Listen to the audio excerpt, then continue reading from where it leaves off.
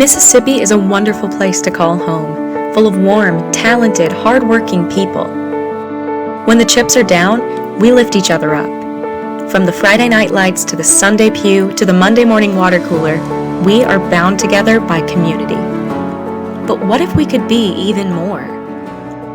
What if we could unleash the potential of every Mississippian to improve lives, build stronger ties, and see their neighbors truly thrive?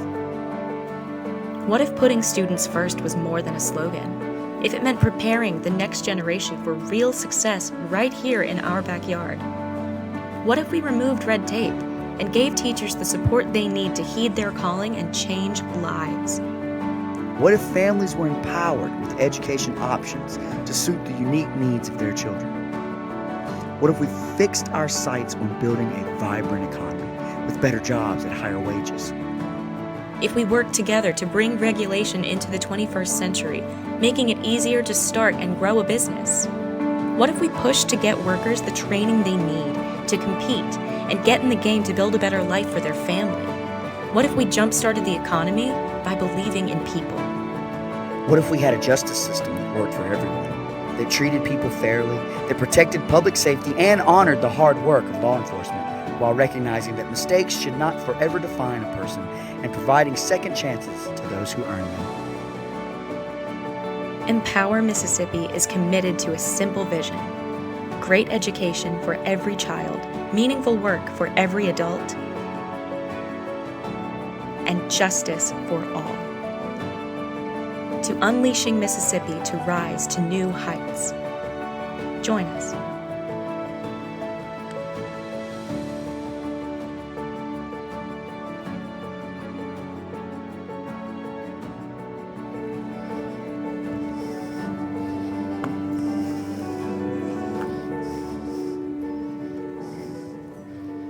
Welcome, welcome.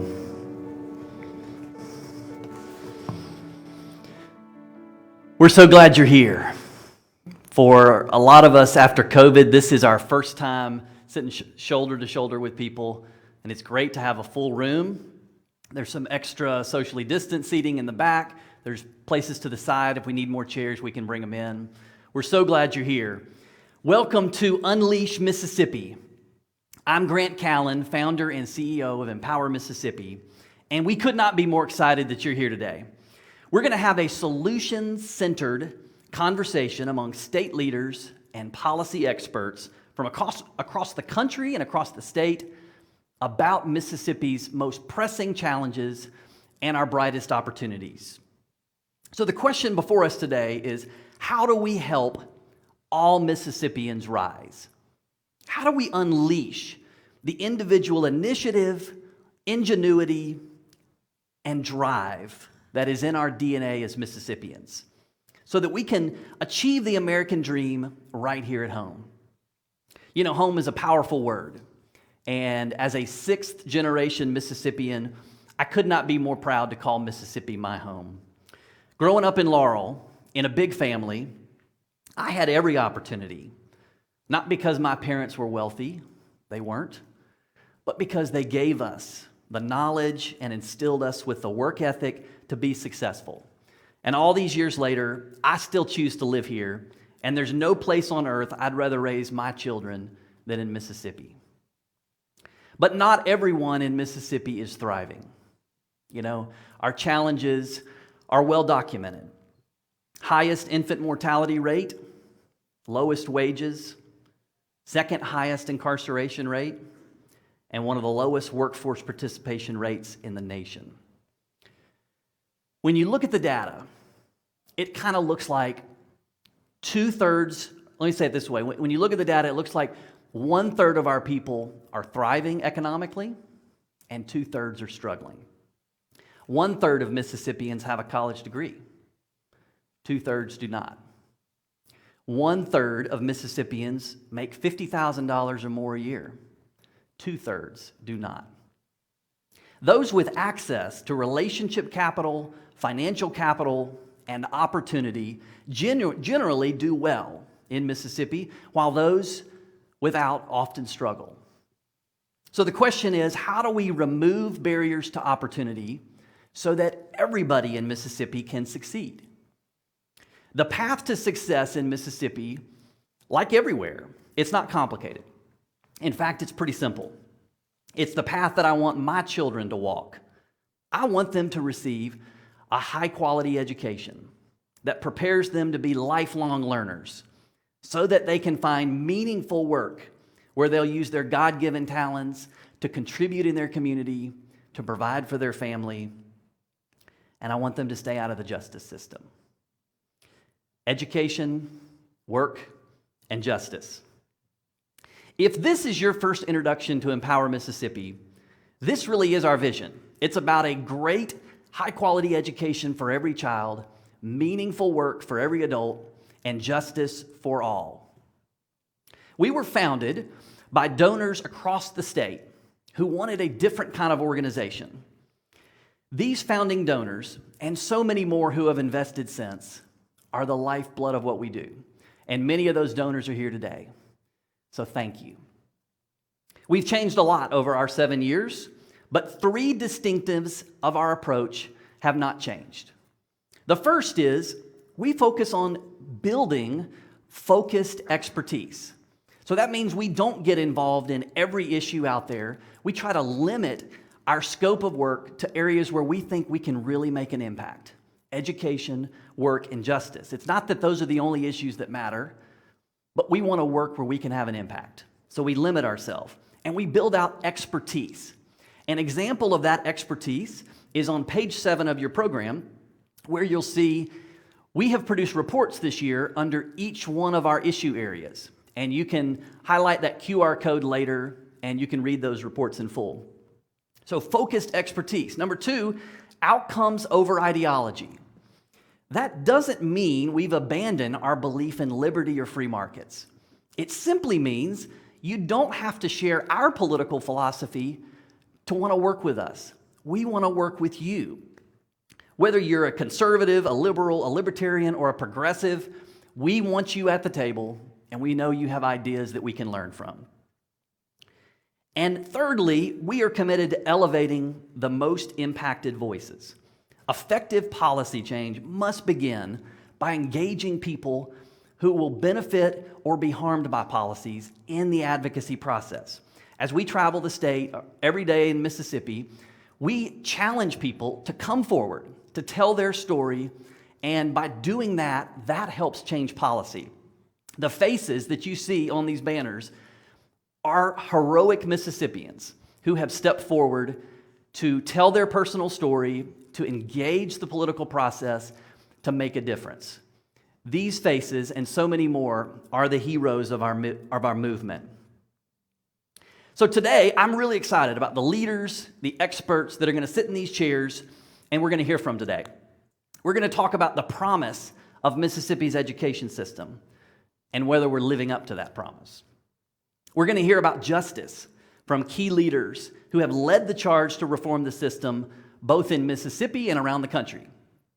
And then we're going to talk about work and the barriers to work that exist and how we can clear a path so that more Mississippians discover the life-changing power of meaningful work. Coming out of the pandemic, we are presented with some tremendous opportunities. The question is, will we seize them? You know, I know change is possible because we've seen it in Mississippi not very long ago. Almost exactly 1 year ago, we watched policymakers, faith and business leaders, and citizens from across the political spectrum join together to say, it's time to change our flag. And the legislature took the heroic step of voting down the 1894 flag. They created a commission that produced a beautiful new state flag, and they entrusted the voters of Mississippi with the ability to give an up or down vote on the new design. And 73% of our fellow Mississippians said yes and amen. We like the design, and they approved it on the November ballot. Talk about a mandate for change. Watching the old flag come down and the new flag hoisted was one of the proudest moments I've ever had as a Mississippian. It gave me hope to see Republicans and Democrats, black and white Mississippians, coming together to unify around something that mattered. And I believe the flag change was only the start. With our eyes on the future, with charity towards all our Mississippians, I'm confident we can find more to agree on than we disagree on, to join together once again to advance ideas that matter. And that really is what today is all about. So thank you so much for joining us for this conversation today. This is going to be a lot of fun. A couple of words of housekeeping before we begin our first panel. We do not have any scheduled breaks, so we're going to run from one panel to the next, but you're welcome to get up if you need a break to make a phone call or step out. You can step right out the back. If you need water, coffee, snacks, those are in the back of the room. Help yourself. If you have any questions, our Empower staff and board members are wearing special name tags with a logo on it. Feel free to flag them down. And while I'm talking about our staff, let me say, none of this would have been possible without our incredible team at Empower, especially our Director of Operations and Events, Gina Metzger. Did a fantastic job getting ready for this. Yes. And if you're a member of the media and you'd like to visit with one of our speakers after their panel, you can flag down Brett Kittredge, who's around, who can help connect you and make sure you get the interview. And be sure to stick around at the conclusion of today's program for a reception catered by Hattiesburg restaurateur Robert St. John. Now, on to our first panel. Like your child, Will dreams about what he'll be when he grows up. He goes to a school assigned to him based on his zip code, along with thousands of other Mississippi students. Every day on her way to work, his mother Cynthia passes schools she wishes Will could attend, but they can't afford to move or pay tuition. Will's options are limited, and Cynthia worries about his future. What if things didn't have to be this way? Imagine an education system that's built on giving families options, that lets education dollars follow students to whatever school works best, that puts student success first. Your child might benefit from smaller class sizes at a local private school, the type of instruction found at nearby magnet or charter schools, a traditional public school in another district, or the flexibility of homeschooling or a virtual school. Whatever it is, shouldn't you be able to choose what works best? When students' needs are met and they're safe, inspired, and challenged, they thrive. And that's good for students, families, and our entire state. Let's face it, we need to rethink education. Your child's success shouldn't depend on your zip code, because students like Will deserve access to excellent schools and opportunities, no matter where they live in Mississippi. Learn more about rethinking the education system at empowerms.org. All right, one more word of housekeeping. If you can scoot in a little bit, we got people that are in the back that need a seat. Feel free to do that. That'd be great. All right, so I'm delighted to talk to these friends for our Rethink Education panel. I want to start today's conversation with a startlingly simple statement.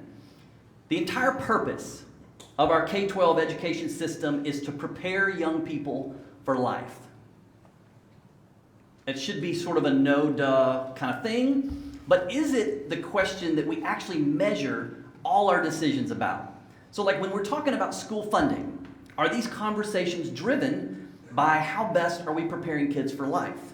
When we talk about rules and regulations and the limitations we place on teachers in the classroom and testing protocol, are all of those decisions driven by this question of, are we preparing kids for life? When we talk about that, the vision ought to be, how do we create lifelong learners who are equipped to take on the world? So, as we talk about that question, I could think of no better people to have this conversation with than Donald Nilson, Andrew Clark, and Elise Marcelino. 3 out-of-the-box thinkers with a deep commitment to improving education for all kids. So let me tell you real quick about our panelists. First of all, Elise Marcelino received her bachelor's degree from Belhaven University, a master's in education policy from Harvard University, not quite Belhaven, but a good school nonetheless.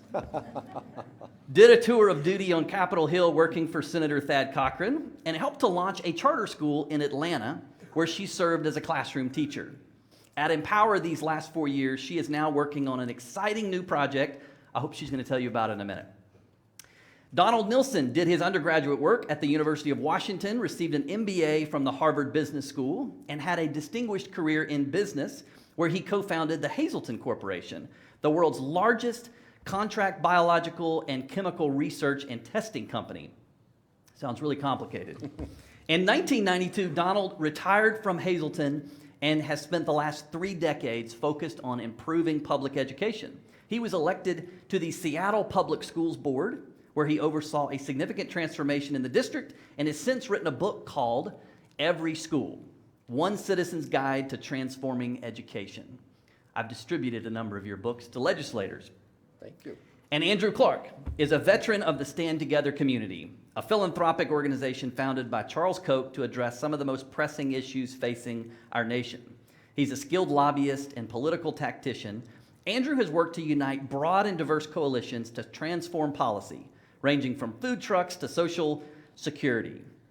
Most recently, Andrew helped found and now serves as the executive director of Yes Every Kid, which works to change the nation's education system from its current standardized approach to one grounded in serving the unique needs of every student. Please help me welcome our panelists.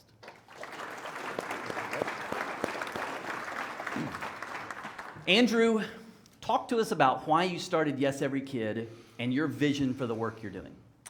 Well, I think the vision is exactly what you nailed, which is we've created an education system that's incredibly standardized, right? It's built on this industrial model assumption that we're going to treat every kid the same way. We're going to organize them by the year they were born. We're going to teach them the same thing at the same time, and we're going to cram information into their head, and they're going to love it, and that's going to make them functional adults. It's the wrong system. It's also the wrong moral value system, right? Anybody in here who has kids knows every kid's unique. Every kid's different. They have different interests, different aptitudes. They learn at different times. They learn in different ways. You can't have a system that's the same and then wonder why people come out different. Industrialization works great for widgets. People aren't widgets. We shouldn't treat them like that. So to answer your question, I got involved in this. I'm originally from Arizona. We were out there having a big fight around education savings accounts, which you might be familiar of. It was the first time I'd been involved in education policy in those battles, and I was shocked at the level of discourse. It was basically two sides arguing who get to cram knowledge into kids better and which type of knowledge they got to cram into there. And I just thought, that can't be the purpose. Like, how is this the debate? The debate is we want the same thing, only different? It's the wrong debate. There needs to be a new voice, a new vision, a new discussion in there. And that's why we created Yes Every Kid, was to try to breathe a new vision into the conversation. That's good. I want to come back to some of that. Donald, you have been at the forefront of this conversation about transforming education for, as I said, 3 decades. At Discovery Institute, you chair the American Center for Transforming Education, and you've written a book by that title. So why do you think it's important that we transform education, and how would Mississippi fit into that effort? Great question. Well, at Discovery Institute, we are engaged in what we hope will be the transformation of the public school system in the United States. And the reason we're doing it is because the public school system of the United States is obsolete. It is not broken, it is obsolete. And the reason I say it's obsolete is because it is operating exactly the way it was set up to operate. It was designed to create children who had the capacity to work in the forthcoming Industrial Revolution factories. And a few of the children were supposed to go on to higher education so they could be the managers of those factories. And that was how this whole thing started. And it started in 1904. In 1904, virtually every aspect of today's public school system was established. The 6-hour day, the 180-day year, the curriculum for high school, 4 years of English, 3 years of math, 3 years of history, the credit as a standard of course completion. All of that was established 117 years ago, and it is still in place in not only Mississippi, but in every state in the United States. It's obsolete. And here in Mississippi, well, what has happened in our society is the United States after World War II was one of the highest educated populations in the world. Today, we rank 26th in the world. Now, our schools have not declined. Quite frankly, they haven't changed. We are at the same level of academic achievement as we were in 1970. What has happened in the rest of the world is they have changed and gotten better, and we're now 26. Here in Mississippi, we're number 43 in college readiness. We're number 49 we're number 43 in educational achievement. We're number 49 in college readiness, and we have the highest poverty level in the United States. Now, it's obvious that the United States is losing ground globally, and Mississippi is at the bottom of the United States. Now, granted, there's some good things going on in Mississippi. Places like Corinth, Vicksburg, and Gulfport. There's some other districts that are doing some really good stuff. But you have 140 districts. We have 140 districts or more in this state, and all of them need to improve. And if they don't improve, the state of Mississippi is going to see limited opportunities for your children, limited employment, and increasing poverty. That's the nature of the beast going forward. And it's not about money. We have tried to spend more money on schools over the years, and it hasn't worked. Today, as a nation, we spend 2.5 times more money per child in inflation-adjusted dollars than we did in 1970. 2.5 times. The adult employment in our education system has increased at 4 times the rate of student enrollment. We now have an $800 billion enterprise with 6 million employees. And our academic achievement has not materially improved. So if we want to be serious about this, we have to change things. So then the question becomes, how do you change it?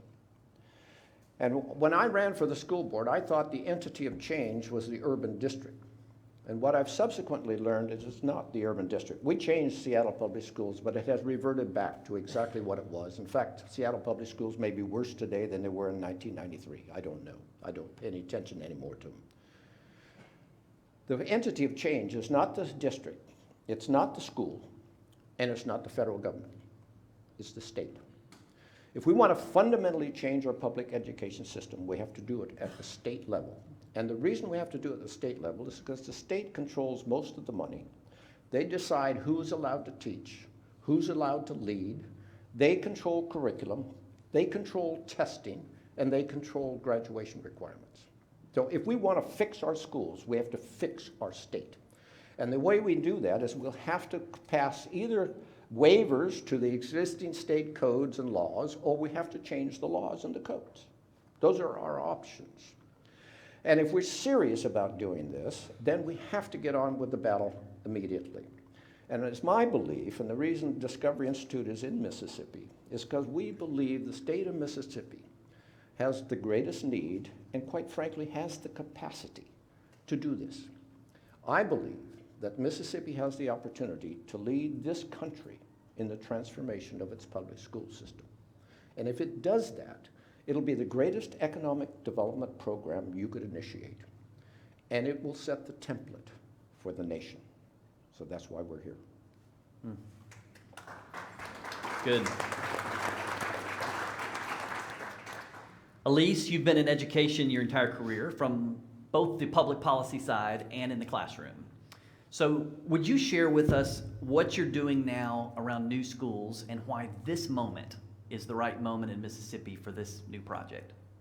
Sure, I'll give you all a little background first. So the first time I walked into a brand new school was as a classroom teacher, and it was in Atlanta. I was on the founding team of a charter school there. I gained a deep appreciation for the work it takes to start a school and scale it up there. But probably the most impactful experience was meeting lots of families who for the first time were walking into a setting they had chosen, coming from one they were not satisfied with, walking into a school that they were increasingly buying into. And I found that even though they came from very different backgrounds and were in very different circumstances, they wanted some pretty straightforward things. They wanted a safe environment. They wanted a school that prized truth and knowledge, curiosity and character. They wanted their students to be treated like whole human beings, not just a test score. and to be prepared for life. It was also in that school that I saw what great leaders coming together with passionate teachers could do when they had high expectations for all students, gave them the support they needed to succeed, and invited families into that process. I just spoke with a student of mine, a former student of mine who graduated this year from that school, and she and her mother are over the moon about the bright future she has, in part because of a great education.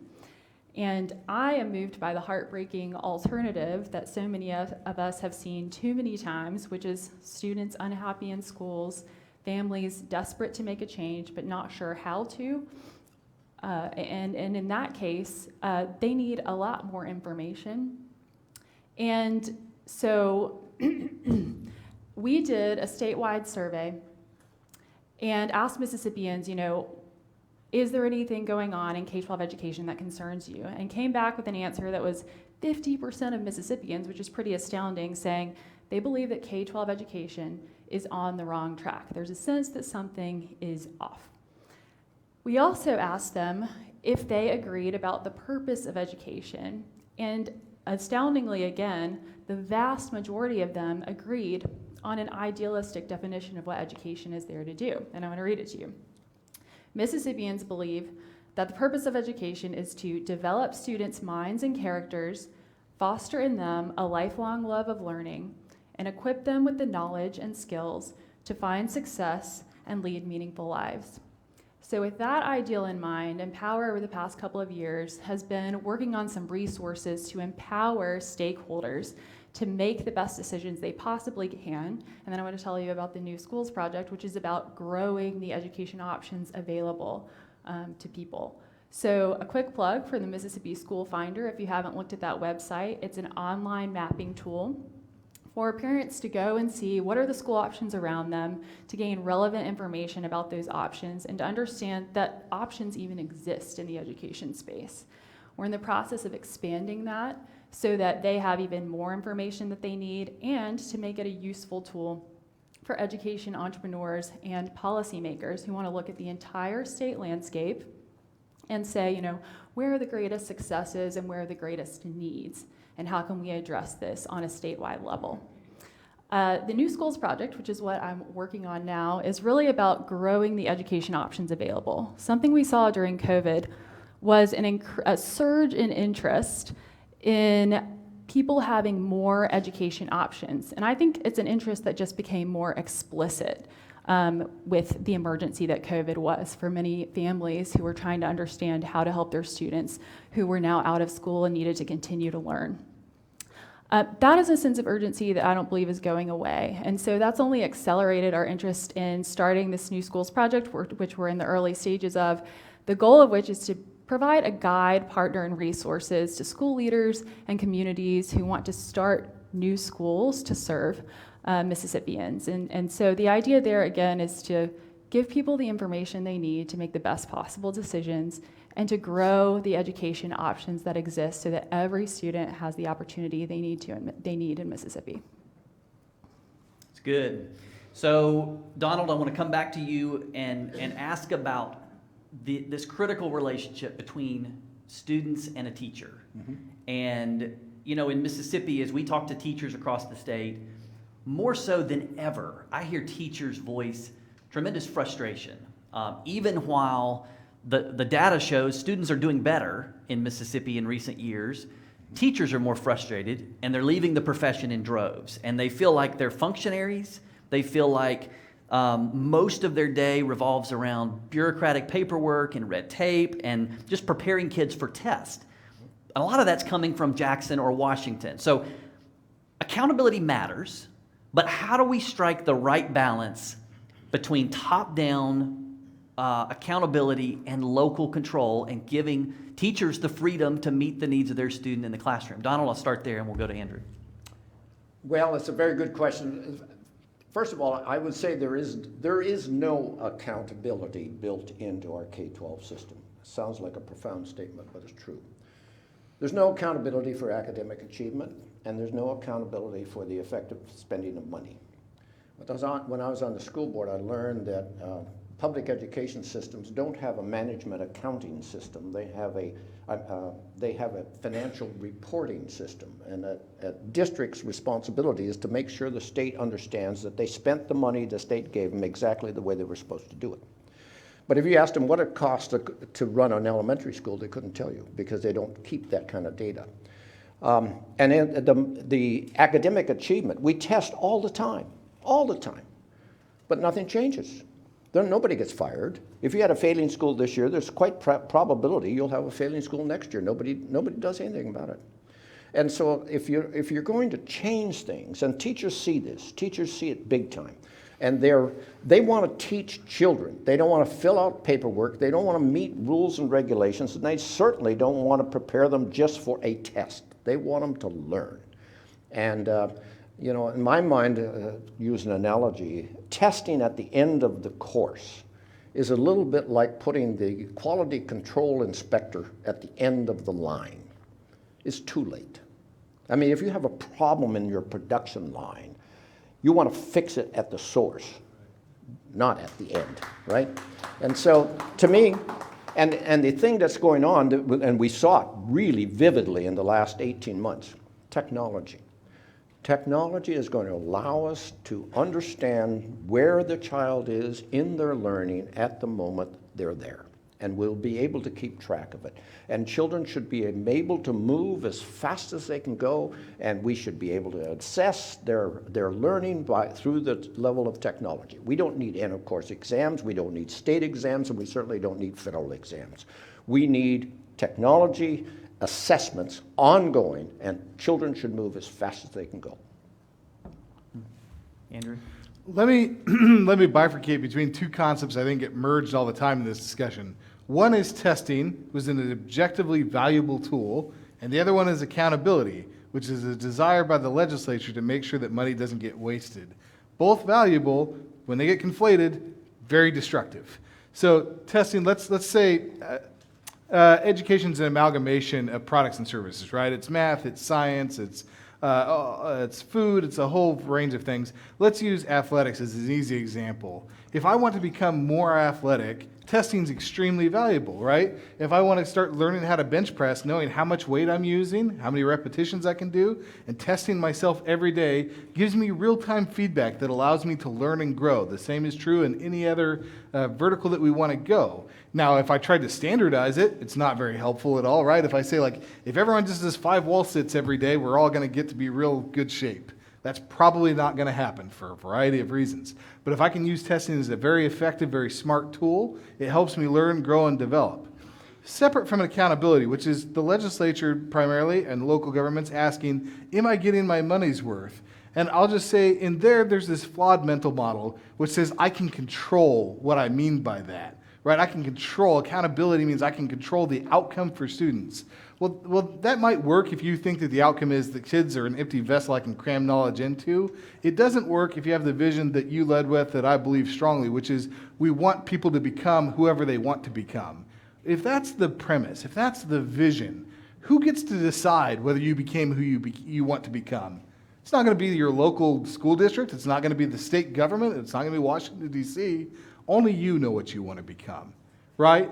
Trying to think that you can control that from some centralized place in some distant land is utter nonsense, and we ought to stop doing it. I'll give you maybe a parallel policy example I like to use.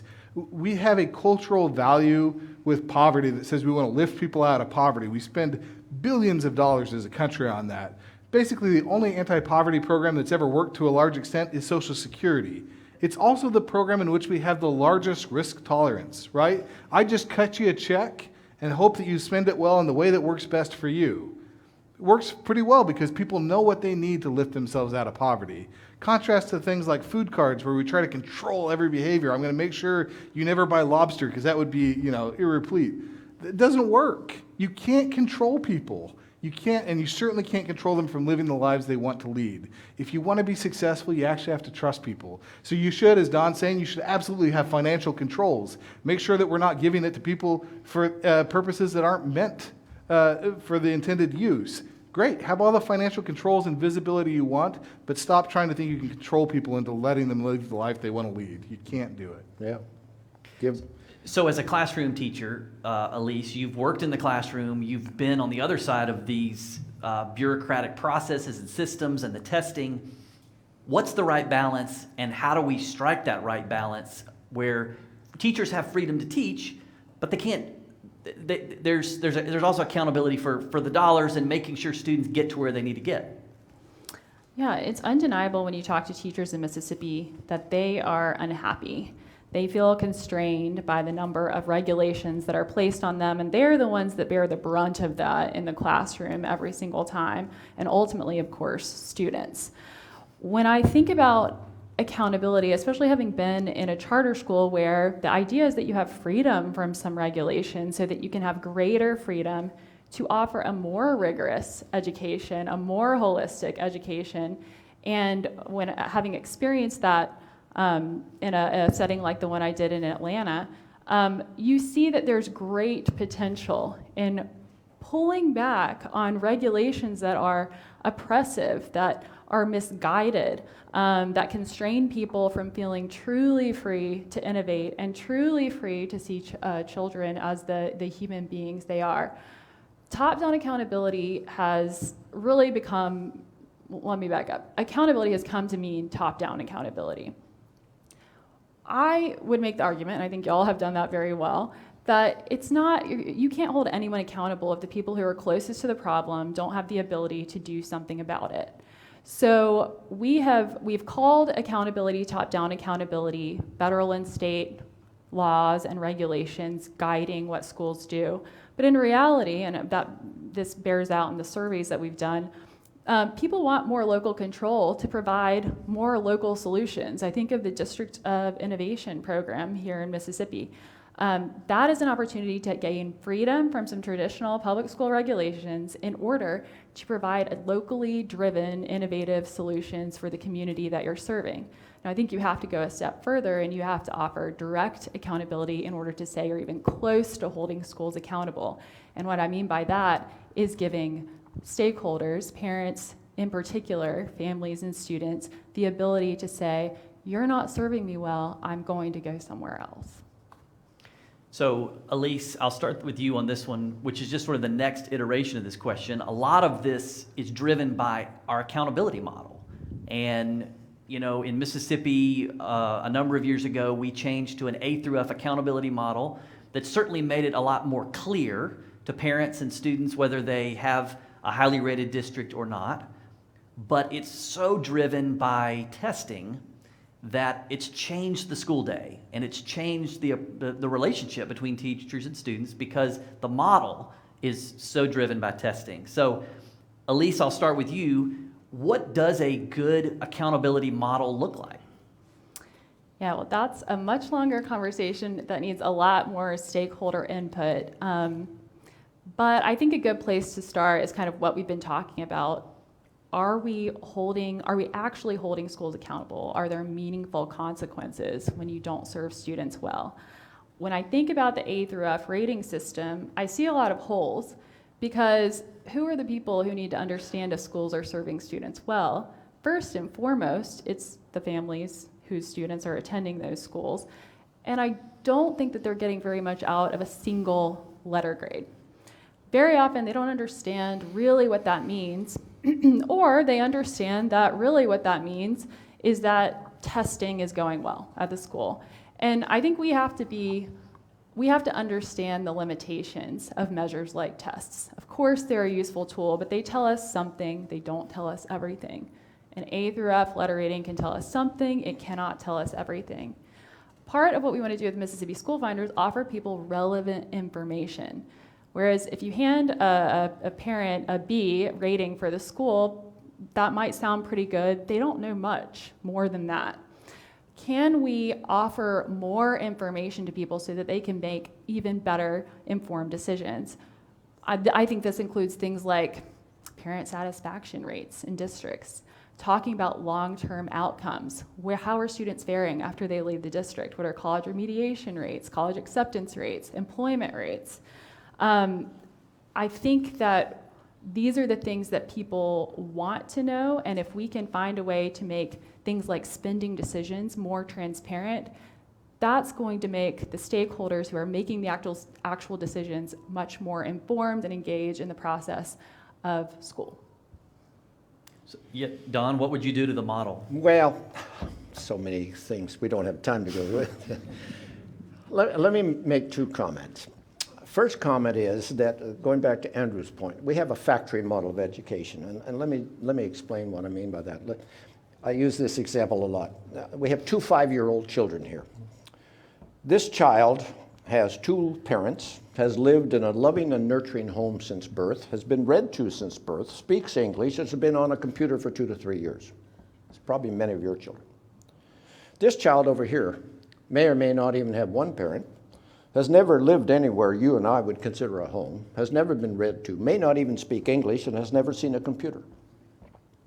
Now, the only thing these two children have in common is they're age 5. But under our present system, these two children could end up in the same classroom with the same teacher teaching the same course in the same way for the same length of time, and we expect the same outcome. It's insane. And we've been doing it for 100 years. It's got to stop. And the other thing I would say to you, we assess uniformly. Well, I'm sorry. We're not uniform. And let me point out this question. Every one of you in this room learned how to do a quadratic equation. Every one of you did. When was the last time you used it? I'll tell you when 90% of you last time you used it. It was your junior year in high school. And you couldn't get out of high school without learning it. But you didn't learn financial planning, financial management. You didn't learn statistics. You didn't learn civics. But you learned how to do a quadratic equation. Now, 10% of you probably needed that. But 90% of you, you don't need it to be an insurance agent. You don't need it to be a doctor. You don't need it to be a roofer. You need geometry. So my point is, what are you assessing? Are you assessing everybody to be an engineer? Does everybody need STEM? Yes, some do. You need some level of math, but you don't need quadratic equations. The last time I did it was in high school. And I've run a New York Stock Exchange company. Give me a break. We've got to change the system, and we have to change what we expect out of education of our children. Not every child needs to pass every exam at the same level with the same questions. Hello? Anyhow. Yeah. So Andrew, what do you do with the model, the accountability model, so that we get the outcomes that you and Donald and Elise are talking about, where kids look different? Throw it out. Yeah. And replace it with what? Well, look, at a minimum, you should shift from all the standardizations that we've talked about to an individualized system that's built on mastery and attainment. So you should say, like, what's the student interested in? Well, if you were to dictate, and I don't think you should dictate foreign language as an example, but if you're going to say every kid needs to learn a foreign language, instead of telling them what foreign language they need to learn at what time, for how many hours, in which way, which Mississippi does worse than any other state in the nation. You guys are so prescriptive, it's insane. Instead of telling them everything they have to do at every minute, let them pick. If you want them to be grown-up, functional, happy, healthy adults, they're going to have to learn how to pick anyways. If you want them to become lifelong learners, they have to pick. So let them pick. And if they decide that they want to learn Arabic, or they want to learn Chinese, or they want to learn French, great. More power to them. But then let's hold a standard that says they have learned something, as opposed to they have spent hours trying to learn something, right? Let's focus it on mastery, not on effort. I will say one other thing, maybe just because some of the comments here have been so good. If you talk to the folks that are involved in the neuroscience of education, that are looking at the brain, one of the most prevalent things they talk about right now is neuroplasticity. This idea that your brain isn't static. There's no fixed amount of information that gets crammed in your skull. Instead, your brain is dynamic. It's plastic, neuroplasticity. And so it works like a muscle. Whatever you're thinking about all the time and you're doing constantly, that starts to grow that part of the brain. You get, just like your muscles, you get more developed in that way. So if you spend all day thinking about strategies, you're going to become a very good strategic thinker. You stop doing that, you're going to start to atrophy over time. So we have an entire system that's built on this idea that people are fixed, that I'm going to learn quadratic equations and it's going to be great. Any of you still remember quadratic equations? None of you, right? Because your brain atrophied, that knowledge died off. The idea that you're gonna like say there's a baseline that every kid needs to learn is purely not how the brain works. You have to stop doing that. Instead, what we have to do is try to focus on kids learning how to learn, and that's what will allow them to live the life they want to live. And I'll just say one other thing, which is everybody's looking to the system to fix this, but the system's not the only thing that has to fix. Our cultural values as individuals has to change for this to work. Right now, employers ask about credentials. Some of them, the crazy few, still ask about GPAs.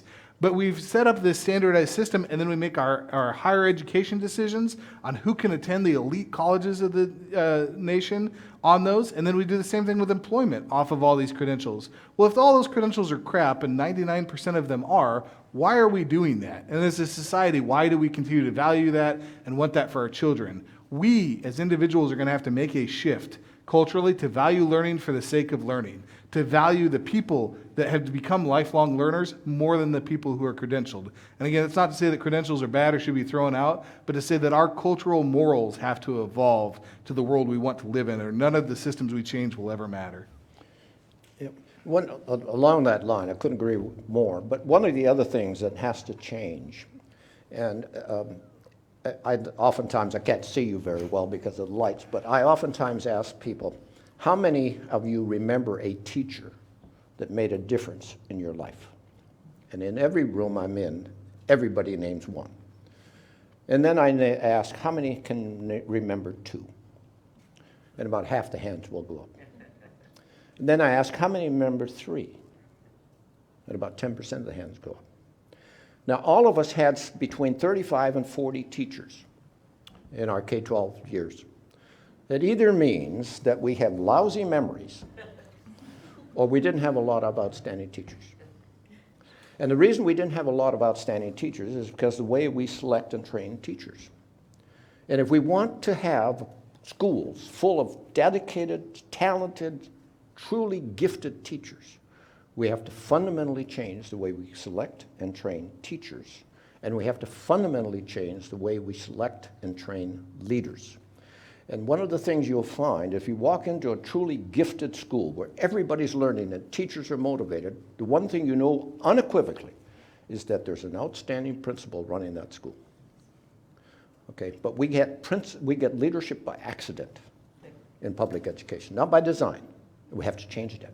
We have to create change agent leaders who go into our districts and into our schools and fundamentally change, and we have to free them up to be innovative entrepreneur educators. That's what we need to do, and we're not doing it anywhere, not just in Mississippi, anywhere.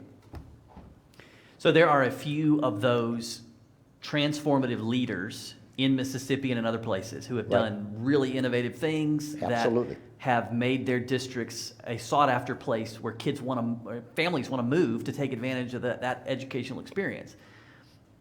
But talk about a cultural value. We talk about social justice and equality, and the fact that in 2021, in Mississippi and in a lot of places, you could have an F-rated district border an A-rated district, and for a child who grows up on this side of the street, you don't have the opportunity to attend the world-class education that's available to kids across the street because you were born on the wrong side of the street.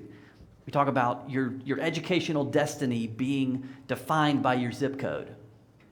How do we create policies that if there are world-class leaders and world-class schools that parents want to take advantage of, even if we're talking, let's not even talk about public to private, even within just the public system, how do we create policies that enable parents to take advantage of those? Let's start with Andrew. Well, I could really get on my soapbox on this one, and I can also go real deep, so we'll try not to go too far in either vertical here. Let me say at a very high level, I hear everybody say we ought to trust kids and we ought to trust families, right? Everyone says, if I'm going to create lifelong learners, I need to empower people. But then functionally, we don't give them any control of anything. And it would be like a parent who's like, I want you to drive, but I'm never giving you the keys to the car, right? I want you to learn how to cook, but don't touch my knives. It doesn't work. In our education system, If we actually trust people, we'll give them money and let them make the decisions that are best for them. Exactly. That will create a strong incentive system for a lot of the things we've talked about. And we don't do this with any other part of society, right? We don't take hospitals and say, people in this neighborhood can go to this hospital, but not that hospital, right? Instead, we say, you have money, you go wherever works best for you. We trust people to make the right decisions for their health care. We trust them to make the right decisions for the food they put in their bodies. You go through the litany of things, but for some reason in education, we've decided, nope, in our benevolence as a state, you live in this area and we're going to box you in and do that. But you get into even more immoral territory. You think about the history of the United States. We're having a very explicit conversation about race, a very long overdue conversation about it, which we should. For a long time in this country, we went through redlining, right? The federal government came in and said the federal government will not provide backing to mortgages that are in certain areas. And it should shock no one that the areas they picked out were largely African American and Hispanic areas. Well, when you draw school boundaries that are not dissimilar to those redlining districts and you say, I'm going to fund it using those same things, it shouldn't shock anybody that we end up in a two-tiered system of haves and have-nots. Well, great, we've moved the federal government out of that very brutal, very immoral approach to housing. There's still some remnants and things we need to get rid of, but we haven't changed the education system, and it sits in the same spot, which is how you end up with what you're saying. I can get two taxpayers that live hundreds of feet from each other having a totally different American experience. It's not even the same country, and it has so much to do with this. We should stop that.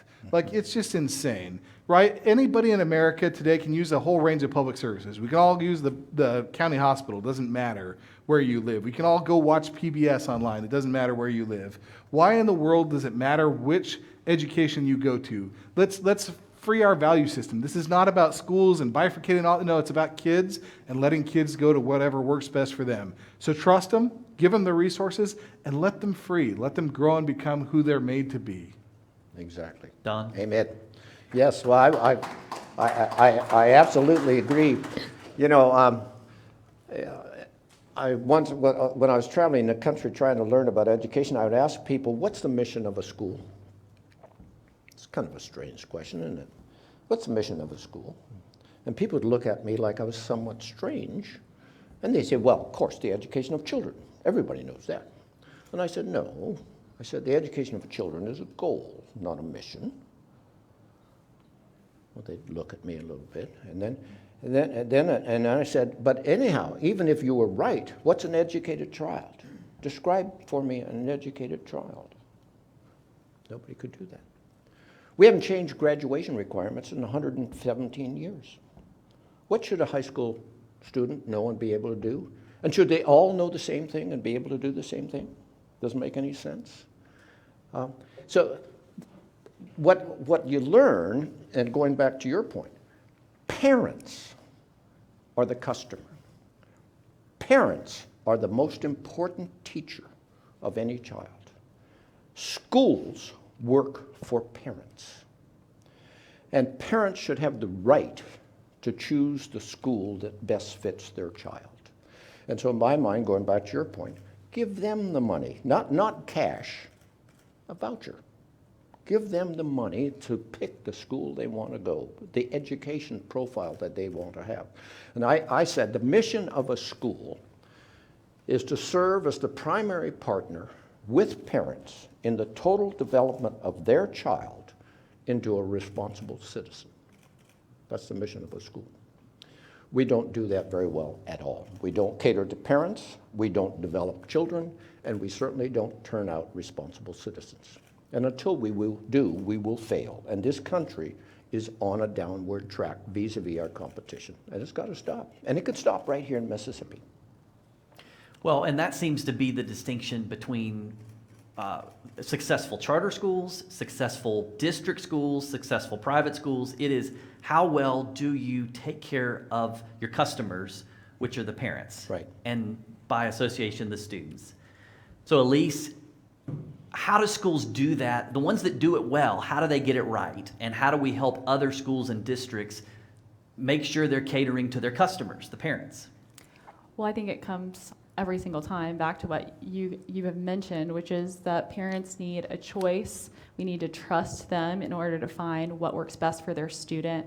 I was thinking about, as y'all were talking, about 3 big ways in which we've shown that we don't trust parents in Mississippi, even in programs that are designed to give them more options.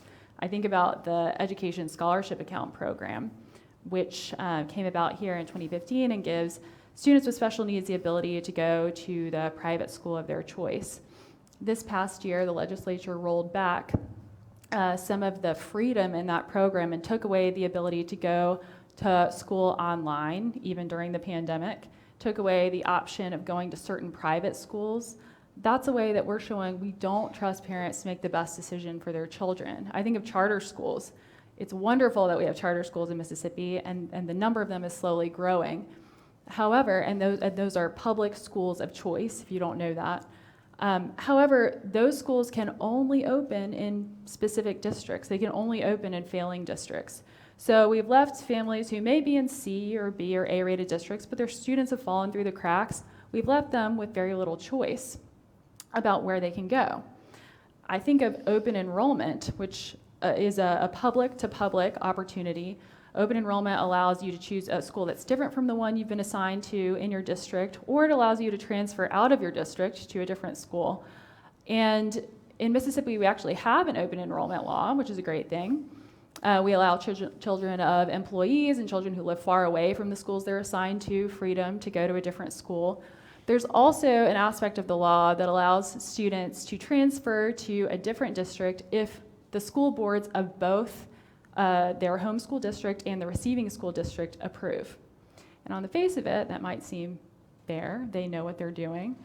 But in reality, we've created a system where school boards can actually bar students from leaving their own district simply because they want to go to another district school in a district that is willing to take them. I know I've talked to families in the past couple of years who are distraught because their homeschool board is trying to roll back their ability to transfer to another district they had previously allowed them to, and then they said, wait a second, we need that money in our school district. And this is, just so you know, only state dollars. They get to keep local and federal dollars in the homeschool district, even if the student leaves. They've made those decisions about money, not about students. I think of a school district that is scaling up a full-time virtual school and is ready to serve people that would serve best. But because of the open enrollment law, they're not sure that they can serve anyone outside of their district at all. So these are ways in which we've shown we don't trust parents far enough. And it all comes back to them being able, us seeing them as the best partners in education, the ones who know what they're doing, the ones who are closest to the problems that they see and feel most urgently, they're most invested and feel most urgently the need to address those issues. We should trust them more, and we should show that in the kinds of policies that we pass. So Don, you were going to say that? Well, I was just going to add one other thing to this, and we need to recognize that what we're talking about here is not only changing education, we're talking about changing culture. And the culture of the American society is based on and built around the school calendar and the school curriculum. And all of you need to have this sense of anger, because unless we as a society get angry about the way we are failing to educate our children, it's not going to change. Because we're all used to summers off, the Christmas break, the spring break. We have a travel and tourism industry that's built up all around the school calendar. So just think for a minute how much pushback we'll get if we start changing the school calendar. But if you take this 5-year-old child that I was talking about that grew up in this terrible environment, that child needs a longer day, a longer year, probably needs individualized attention to be successful. And that's going to change the culture. And so we as a society have to demand that our schools improve, or they won't. There's going to be big pushback. So one of those culture-changing things is the pandemic. Big time. More so than any of us have seen in our lifetimes, we've seen the culture around education dramatically change and be disrupted. And for a lot of parents, who took for granted that their neighborhood public school was going to provide a great education or an okay education suddenly found themselves shopping around for the first time in their lives, looking into other options, desperate to find another educational setting because maybe their neighborhood public school wasn't open, or the virtual options were a patchwork, or was not well run. What are the biggest opportunities you guys see that are coming out of the pandemic, where parents will be more in the driver's seat, and we maybe what are the opportunities that change education for a generation because of this past year? Andrew? I mean, I hope it changes. I think what COVID did was give people greater education about education because they were forced to have to deal with it practically. But we've created a public education system. Like I said, it's an amalgamation of all these products and services: childcare, food services, math, science, athletics, all bundled together. And we've made it so easy for parents. It's an easy bake oven, right? You set it and forget it. So you drop your kid off at the door, wish them the best of luck. You'll see them when they come home.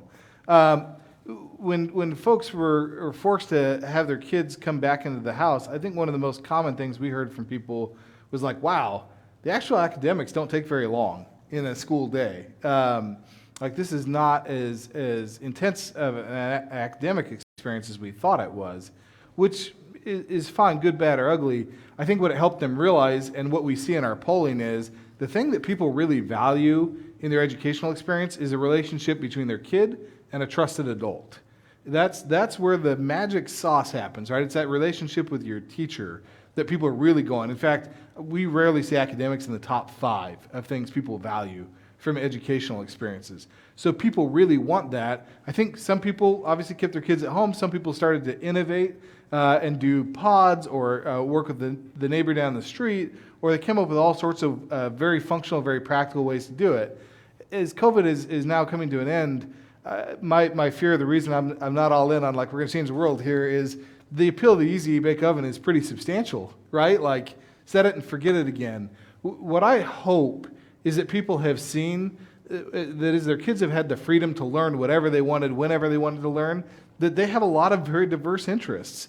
And when we've talked here about choice in the accountability context, I think many of you probably thinking, like, I need to get kid out of this school into that school. I think we've got to take the ideas of choice and freedom and drive them way deeper than that. Most people don't want to leave public schools. Most people don't want to leave their public schools. But they do want to be able to learn French or Chinese, like I was talking about earlier. It's ludicrous to think that you'd have to leave your public school to be able to do that, right? You could stay where you are, and you could have an experience with a French tutor. You could use Rosetta Stone. There's a whole world of ways to learn French. We ought to be able to focus on what that is. Whether that means you stay in the public school or it leaves the public school, we shouldn't care, right? The focus should just be intensely on the individual kid and what's right for them. I think that COVID has given people enough education about the nuances of the products and services that are bundled together to think through, what could I do with math differently? What could I do with foreign language differently? What can I do with athletics differently? And maybe be a little more aggressive if we're there. And I hope that is the direction we go, because it's the right moral thing to do for our kids, rather than just drop them off and wish them the best of luck. Mm-hmm. Don? I think this COVID, Churchill's comment, never let a good crisis go to waste, makes all kinds of sense. It's been a crisis. But what we should expect is that the people who could least afford to lose the year of education are the ones who got hurt the most. And the achievement gap is going to be exacerbated by COVID. Your kid and my kid, maybe we have 2 children and we each have their own bedroom, they each have their own computer. We're college educated, and they did just fine. They were online and they could take any course they wanted.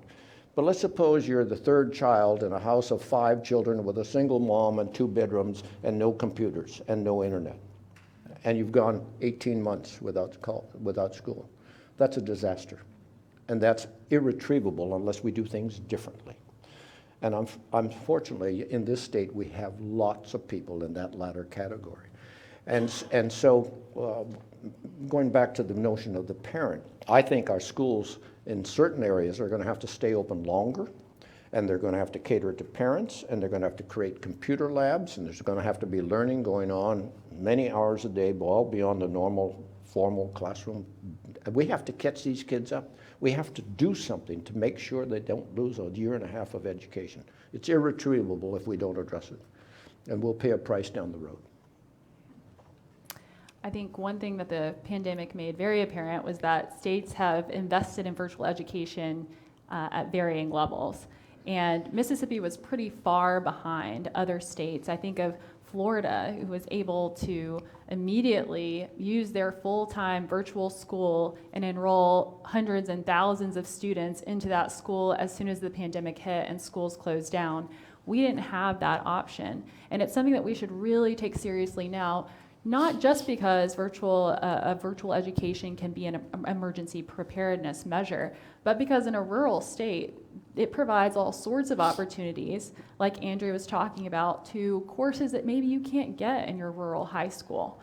It also offers an opportunity for a full-time virtual education, and I'm not talking about the emergency remote learning that people were not too happy with during the pandemic, but a full-time virtual platform focused on providing online instruction to students who've chosen to be there by teachers who are trained to be there as well. There's an opportunity there for Mississippi. We actually have a Mississippi Virtual Public School. The legislature saw the need to put that in place back in 2006. But since then, it's served very few students, and there are a number of reasons for that. Now's the time to expand it, because in a rural state, you can offer so much more opportunity through a virtual education, whether that's through courses or a full-time virtual school.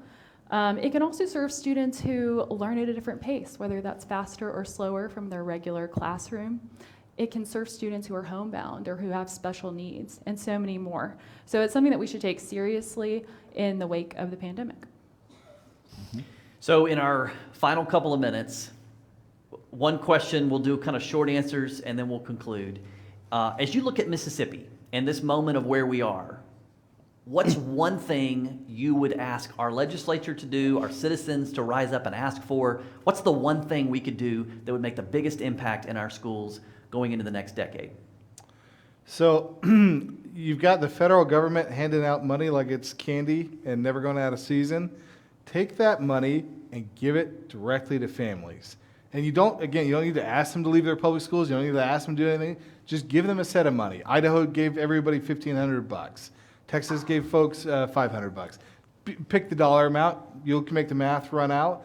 But give it directly to them and let them do what's right for them. Trust your students and watch what happens. You'll find a special kind of magic that I think you'll want to build upon, and you can do it without having to harm anybody or pick any fights. You do it tomorrow. The one piece of advice I'll give you, though, if you decide to go down that path, is too many legislators want to do things just for one set of kids. They want to do a program just for low income or just for special needs. Like, folks, we already have a two-tiered education system. It's not getting better anytime soon. If you keep making programs that are built for one class of people or another, you're going to keep having a two-tiered system. Have a program that everybody benefits from, that everybody has even weight in, and make that program about trust in people. You do that, you make it for everybody, you give everyone money, and you let them run loose. I think you'll be amazed at what Mississippians are capable of.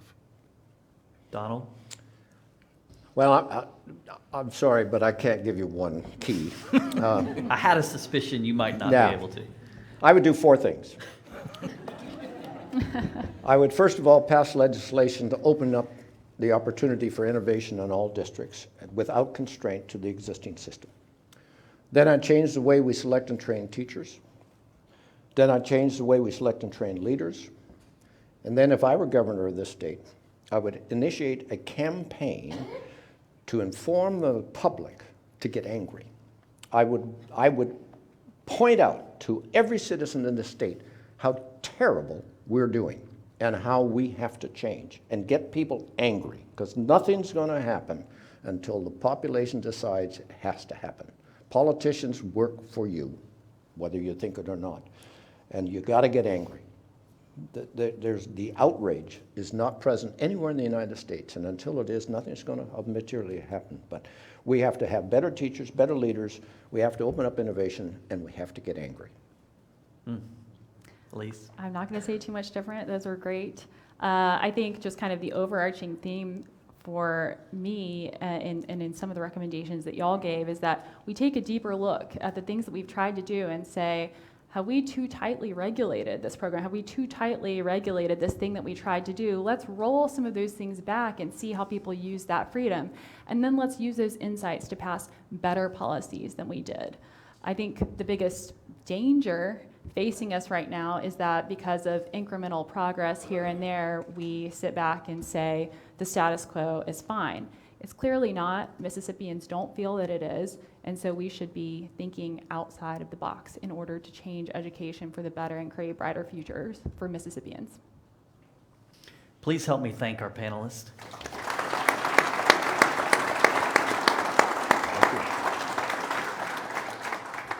So when education systems fail, there's a pipeline of failure from schools to prison.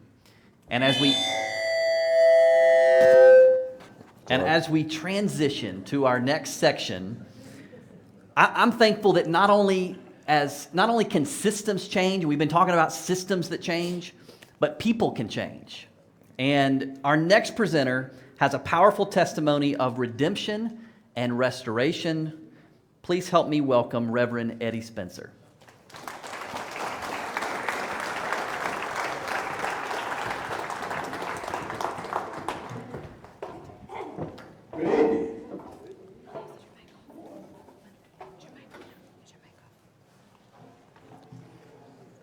Let's go over here and get out of the way.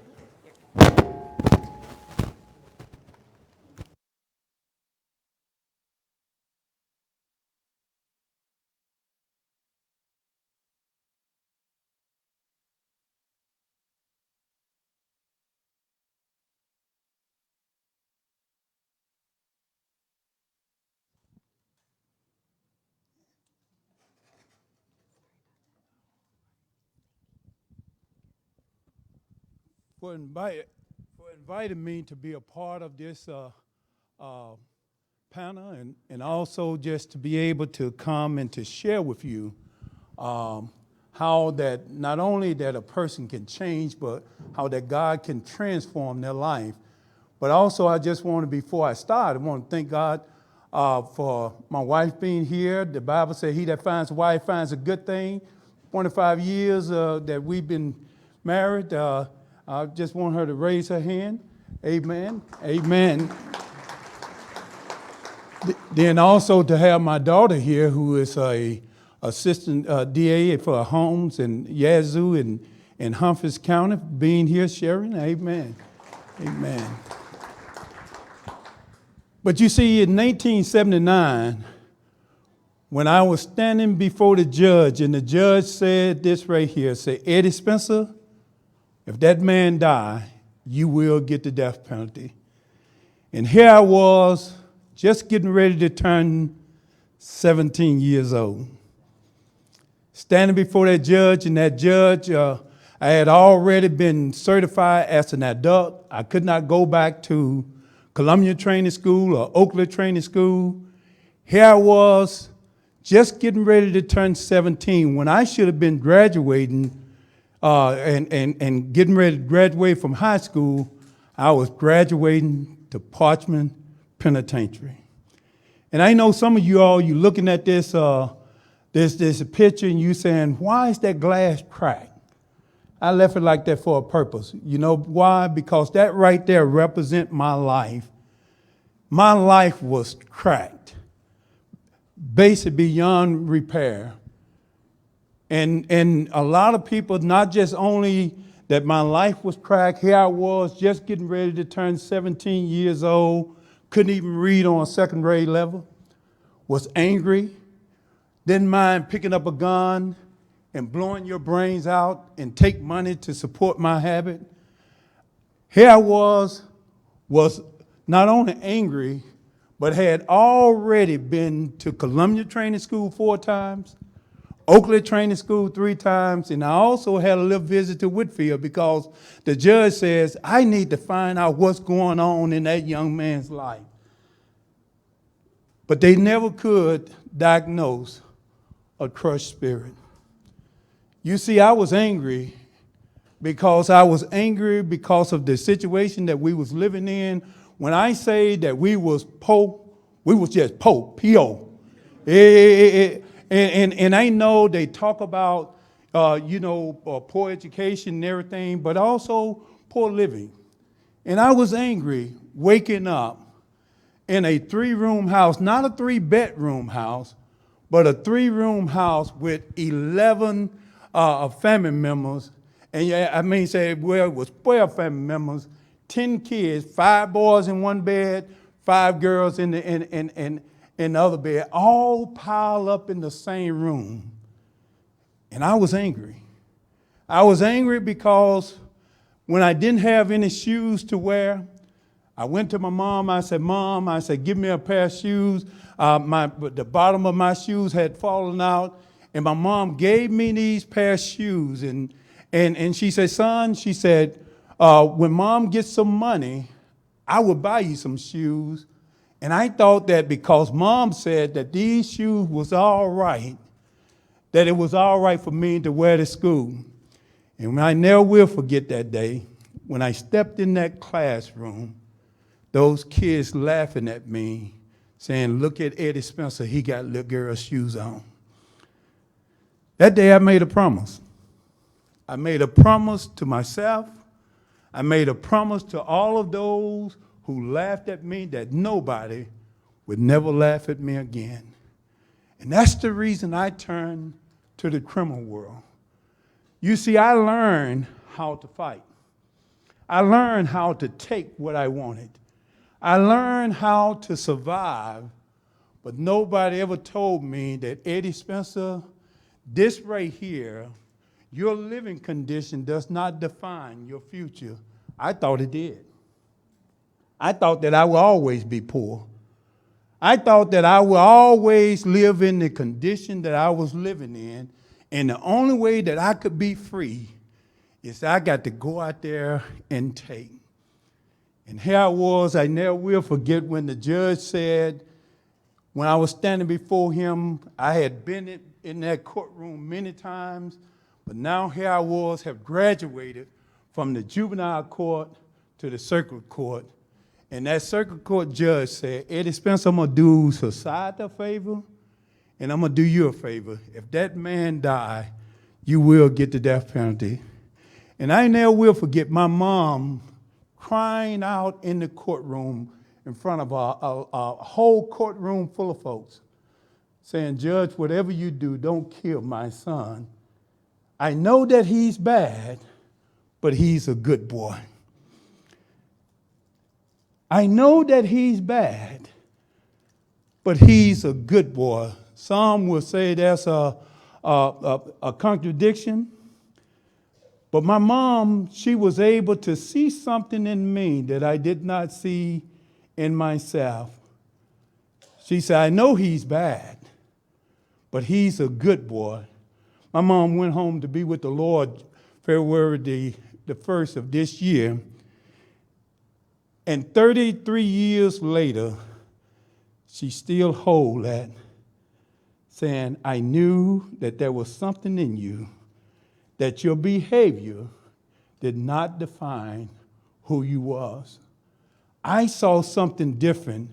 And you see, she was able to see what the Bible said, calling that which what? Be not as though it is. I tell you, when I went to Parchman, the judge, when the man did not die, received 10 mandatory years, then another addition, 15 years. And they said, I hope that prison would change it because you've been to Columbia Training School 4 times, Oakland Training School 3 times. You've been to Woodfield, and you've been shot 4 times before you reached the age of 16. Eddie, what it's going to take to change you? I hope that prison would change you.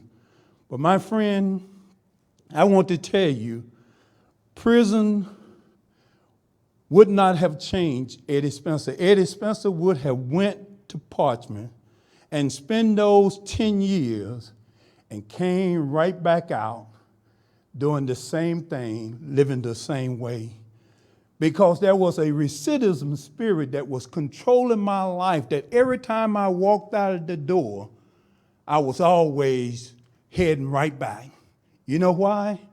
Because Eddie Spencer walked out of those doors many times without a purpose, not knowing that he had something to give until one day in 1982, three decisions that I made that changed my life. And I know a lot of people say, oh, we hear that from everybody that goes to prison. Number one, it's in 1982, I gave my life to the Lord Jesus Christ. And I know many say, oh, everybody that go to prison, they find what? Go ahead, say it. Go ahead, they find what? Jailhouse religion. But see, I did not find religion. I found a relationship that changed my life. And not only that, but then God began to put people in my life that taught me how to break away from the influence, the people that was controlling my life, the friends that I had that said, Eddie, you can't change. You will always be like this right here. To break that power away from over my life and begin to say, hey, I'm getting out of this organization. I'm no longer going to return. They saying, what are you going to do? You've been like this all of your life. But that day I made that third decision that I was getting out. Then the next decision, I had to face my fear. I walked out of the classroom. I made it to the 7th grade, not because I passed to the 7th grade, but I made it to the 7th grade because a lot of teachers did not want Eddie Spencer in their classroom, so they pushed me on and everything, and they said, hey, just be quiet, don't act up, we're going to take care of you, and they always passed me, and I do not I don't have anything against those teachers, because if Eddie Spencer was in my classroom, I would have pushed him on too, because of the fear. But you see, when those things changed my life, hear how God took a young man who was angry, who was bitter, who had no future, who some says that there was no hope. And even at the age of 14, they wrote an article on me that said, there's no hope. We have done everything that we know how. We have sent him to training school. We have diagnosed him at Woodfield, everything. And it seemed like there's nothing that can change. But then, that day in 1982, when I opened up my heart and said, Lord, I want you to change me. I don't know how you're going to do it, but I'm going to trust you. And that day, when I got ready to walk out of prison in 1988, January the 14th of 1988, I never thought that 32 years later, January the 14th, the same day, the same time, the same month, that Eddie Spencer would be standing up giving the inauguration prayer at the government inauguration. You see how God can change life? You see, we reform system, but we transform lives. That's the only thing that can make a difference, is when we begin to transform the life of those. If Eddie Spencer can change, anybody can change. Because my mama said, I know that he's bad, but he's a good boy. God bless you.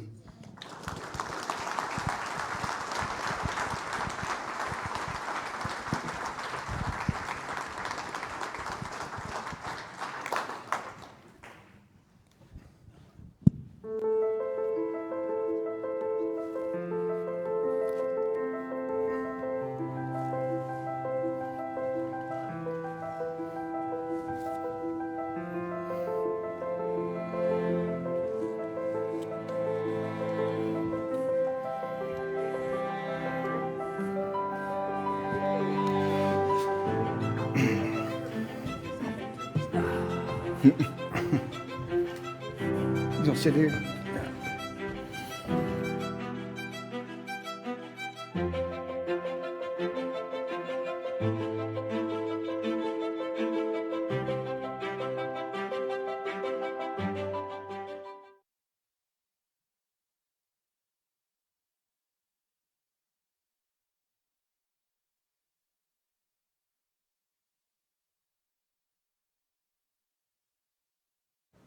here?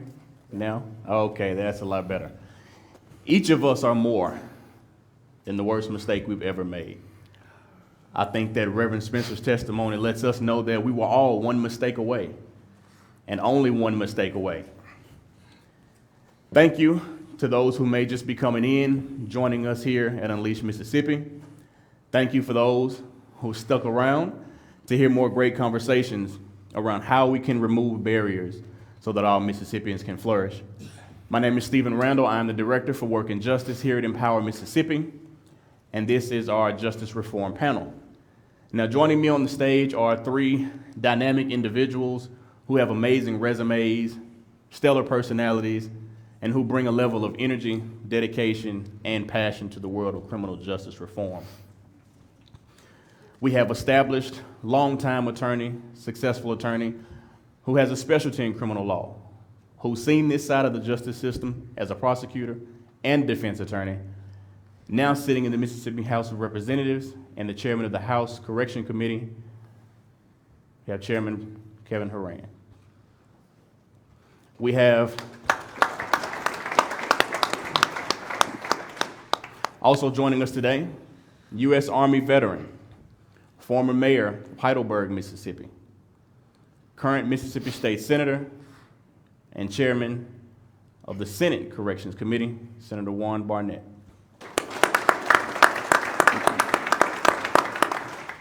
And finally, we have former Chief Counsel on Crime and Terrorism for the United States Senate Judiciary Committee, former U.S. Attorney for the District of Utah, and currently and most recently named Executive Director for Right on Crime, Mr. Brett Tolman.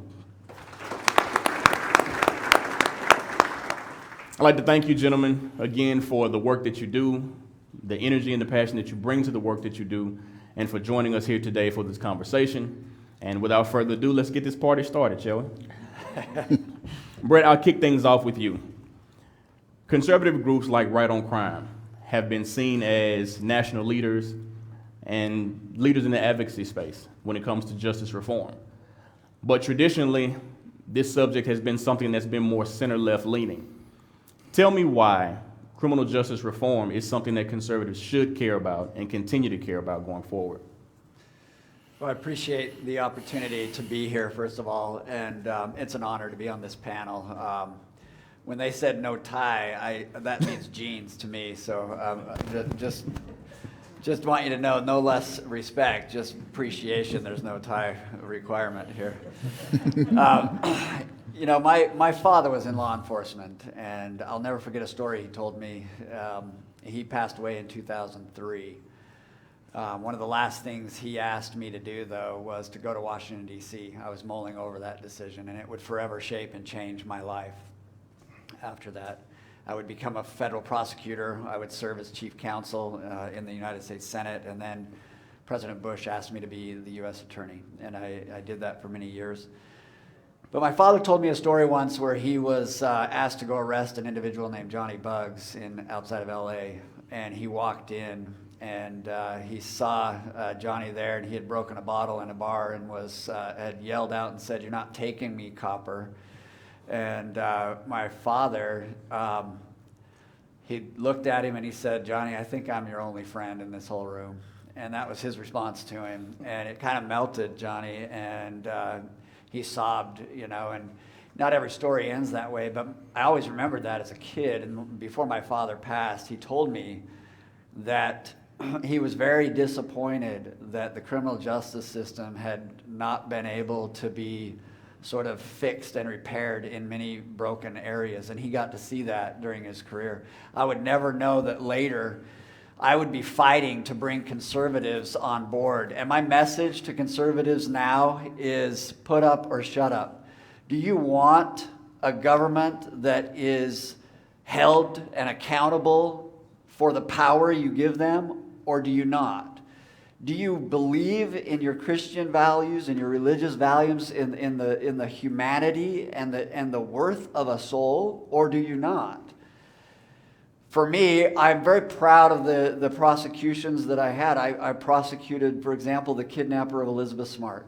Very proud that he's in prison for the rest of his life, and that was an appropriate prosecution.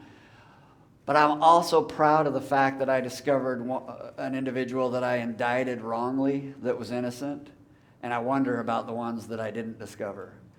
There's tremendous power, and I think conservatives should be leading the charge to amend and fix the broken aspects of the justice system in every state and across this great nation. The Constitution gives to us these due process protections, but you're not innocent. You're not presumed innocent when you're charged. And we've forgotten the great power. The rush to be tough on crime has pushed conservatives in a direction that they start to forget the groundings and the foundation of what they should be believing in, and that's the sanctity of the power that's given them and the salvation of a soul. And there are three things, just lastly, Stephen, there's three things written in the Department of Justice. The three goals or aims of a prosecutor. The first is punishment. The second is deterrence. No one ever remembers the third. And the third one is rehabilitation. But when I became a prosecutor, I was told, you're not a social worker, you just put bad guys in jail. And so my hope is we change that, and we start to change that dialogue, because conservatives, their underlying belief systems fit well to make sure that our criminal justice system is a system that works. Awesome. Now, you mentioned how the system was set up, right? And you mentioned something that has been said a lot and has been shifted in the conversation, which is tough on crime. If we look at the United States right now, we are amongst the highest in the world in incarceration rates. And on a smaller scale and closer to home, Mississippi ranks second in incarceration rates in the United States. I guess my question to you, in your experience and historically, if you can speak to that, how did we get here? And what steps can we take to fix the problem if it can be fixed through us? Yeah, so I have looked closely historically, and I've lived through it the last 25 years, in the criminal justice system. And I will tell you that we've got we're out of balance on some things and some big things. But I look at when Ronald Reagan was president. There were a couple thousand federal criminal statutes. Right now, there's over 300,000 criminal statutes and regulations with criminal penalties. An explosion, a legislative explosion of criminal laws. We arrest and we want to punish, and that has been sort of the mode we've been on in every state. And the over-incarceration problem, I'm here to tell you, is not based on data that supports we have an over-criminal problem, or that we have more crime, so we have to have more incarceration. What we did is created and expanded areas for prosecution, and then we enhanced and lengthened sentences. And we started to punish because we were mad at people, rather than based on a punishment that fits the crime. I had a judge, an incredible mentor of mine, and I was a brand new prosecutor. And he said to me, he's referred to, his last name was Benson, Judge Benson. He was referred to as Minimum Benson. And he was a conservative, but he kept sentencing people at the lowest end you could sentence people, all the time. And one time I said to him, why do you've let this reputation develop. He looked at me, he said two things. One, people forget how damn long 2 years is in prison. And two, if I'm going to be judged by my Maker, it's not a bad thing to have erred on the side of mercy.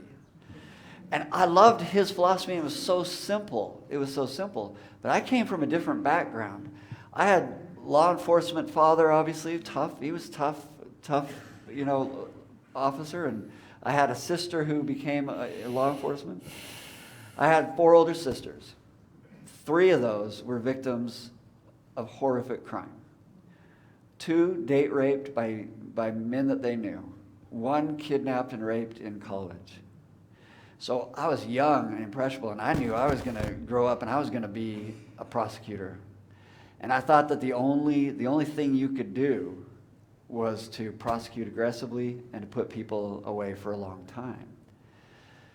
But I started to learn a lot about the error of that thinking, because one-size sentence does not fit, and our rush, and as Stephen outlined, this movement to incarcerate our way out of the drug problem, or incarcerate our way out of, poverty, incarcerate our way out of different systems, has failed. And what it's resulting in is enormous burden, both economic and human burden. Families are being devastated and torn apart, and cycles are continuing. So in Mississippi, you have an enormous problem, so much so that the Department of Justice right now in Washington, D.C. is discussing and looking at coming in and exercising their authority to try to rein in what's going on in some of these states. I'm here in Mississippi and have been for the last year or so working with Empower and great advocates, because I want to see you all fix this yourselves. And so that's sort of the history, and I think you're going to hear a lot more about what these gentlemen and others are doing to actually make it happen. I think that's an awesome segue to swing to you, Chairman Barnett. Mississippi had a huge win this year with the signing of Senate Bill 2795, the Mississippi Earned Parole Eligibility Act. It's no secret that you, along with Chairman Horan and a handful of others, carried that load on your back for years before we were able to get it over the finish line. And I know that I'm not alone in being shocked hearing your personal story of the tragedy that struck your family with the loss of your father, and even more so baffled at how you were able to come on this side of things from that kind of experience.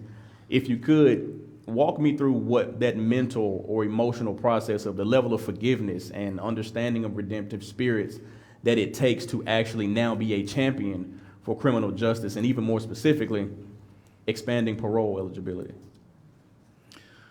Well, thank you, Stephen, and to my other colleagues that join me here today. Just glad to be here. And yes, you have, and others, Stephen, has heard my story, but it's not an easy one. It's not easy today. It wasn't easy yesterday, and I'm sure tomorrow is not going to be easy as well. As a matter of fact, my uncle who joined me here today, he and I had this same discussion while driving to Jackson today, and it was about my father. It was a 19-year-old individual who's over in Iraq, defending this country, and there I am in a communication van that I'm manning for my time to be working there, and I get this phone call on a Wednesday to say, Specialist Barnett, we're sorry that your father has passed away, and I'm answering the phone, and I'm saying, this just can't be, and they gave me his name and said, are you talking about Willie Barnett? Yes, sir. Are you sure it's not Willie B. Barnett? Because my grandfather's name was Willie, my great-grandfather's name was Willie, my dad's name was Willie, and so I just had to ask him, I said, what age of an individual are we talking about, to make sure that it was indeed my father? And when they told me that, it just really devastated me. And I managed to call home and ask Mom what happened, and she told me my father was murdered. And to fly home and being the oldest and bury my father and leave my mother and two brothers and a sister there to go back to finish what I had promised my dad that I would always do, and that's to finish my obligations. It was terrible. And to find out later on that the individual that had murdered my father did hardly any time in prison, in jail, it really bothered me. So much so that I was requested to be on jury duty, and most of us have been there, and the judge asked, who cannot serve on jury duty, and raise your hand, and I raised my hand, and they will sit over here, and after a while they asked me why not, and I'm still so bitter because of what happened to my father. and nothing happened to this individual, I just told the judge how I felt. I said, Judge, I'm just going to be honest. It doesn't matter if they stole a pack of 25-cent chewing gum. I think that they should spend the rest of their lives in prison. Regardless of what they did, I think that they should spend the rest of their lives in prison. And it never got any better for me until I just had that sit-down one day alone by myself. And it's like the good Lord told me, he said, Juan, if you expect to move from this place to this place, then you have to learn how to forgive. And when I started listening to what he had asked me to do, I could see myself moving from this place to this place. And as I began to move from this place to this place, I thought about all of those people whose lives I would have affected had I have served on a jury.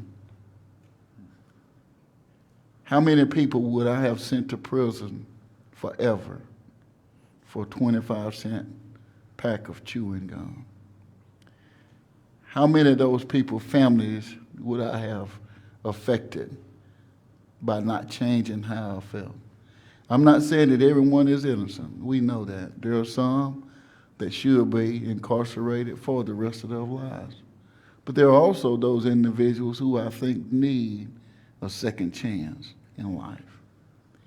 And when I began to realize that the same individual that asked me to forgive is that same individual that wakes me up every morning and gives me a second chance on life, regardless of how I laid down the night before, good or bad, he still gives me that opportunity.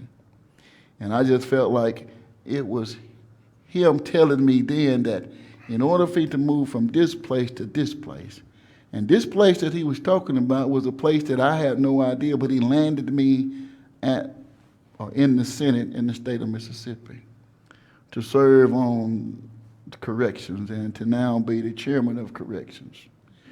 But I think it was important for everyone to hear my story, because there are other individuals out there as well that know that people can, and we often do make mistakes, but there also should be some forgiveness and letting those individuals know that we believe in you. And hearing Dr.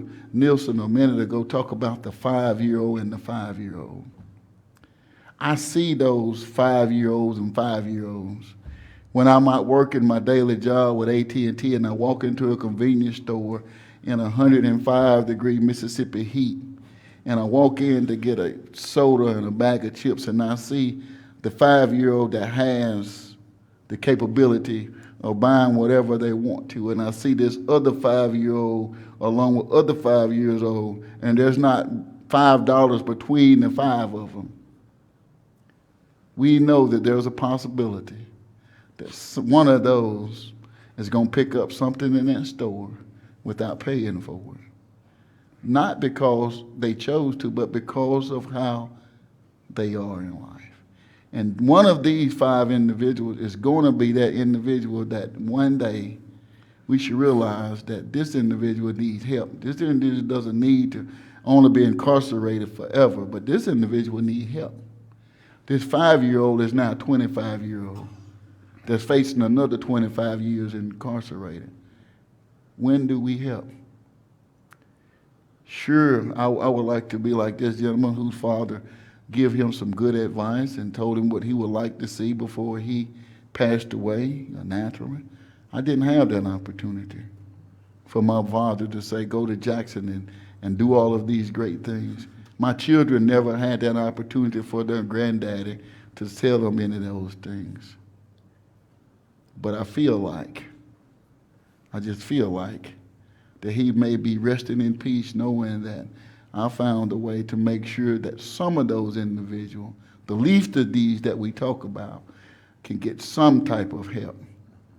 And I was just proud to have individuals who fought with me, Chairman Horan and Chairman Bain, my Vice Chairman, Senator Sparks, Chairman Senator Bryce Wiggins.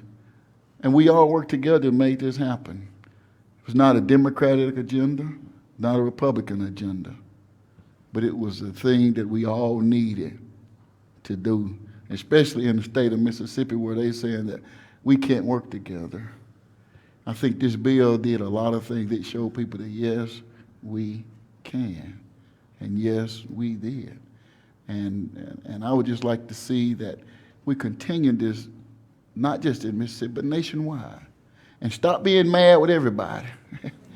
and think that everybody should be locked up forever. That's not the right approach. I think that if we forgive those individuals and let them know that we have forgiven them, that it makes them a better person, because some of those people in prison never had no one to believe in them at all in their lives. And now to know that, hey, somebody cares about me, somebody is trying to make sure that I do better than I did when I came in this place, I think that's what makes a difference. So thank you all for inviting me, and I'm sorry that I bored you all out there in the crowd with this, but let's just pray that going forward we continue to do some other things along criminal justice reform to try and help where we can and fix those things that need to be fixed. Because we have to realize, as Dr. Nielsen said earlier, maybe, we have some things that maybe need to be changed on the education side. Some in this room may say yes, some say no. We know that we need to change some things in criminal justice reform. Some here today may say yes, some say no. But as long as I think if we do what's right, I think the outcome will be better than what we have been getting in recent times. So thank you. Thank you.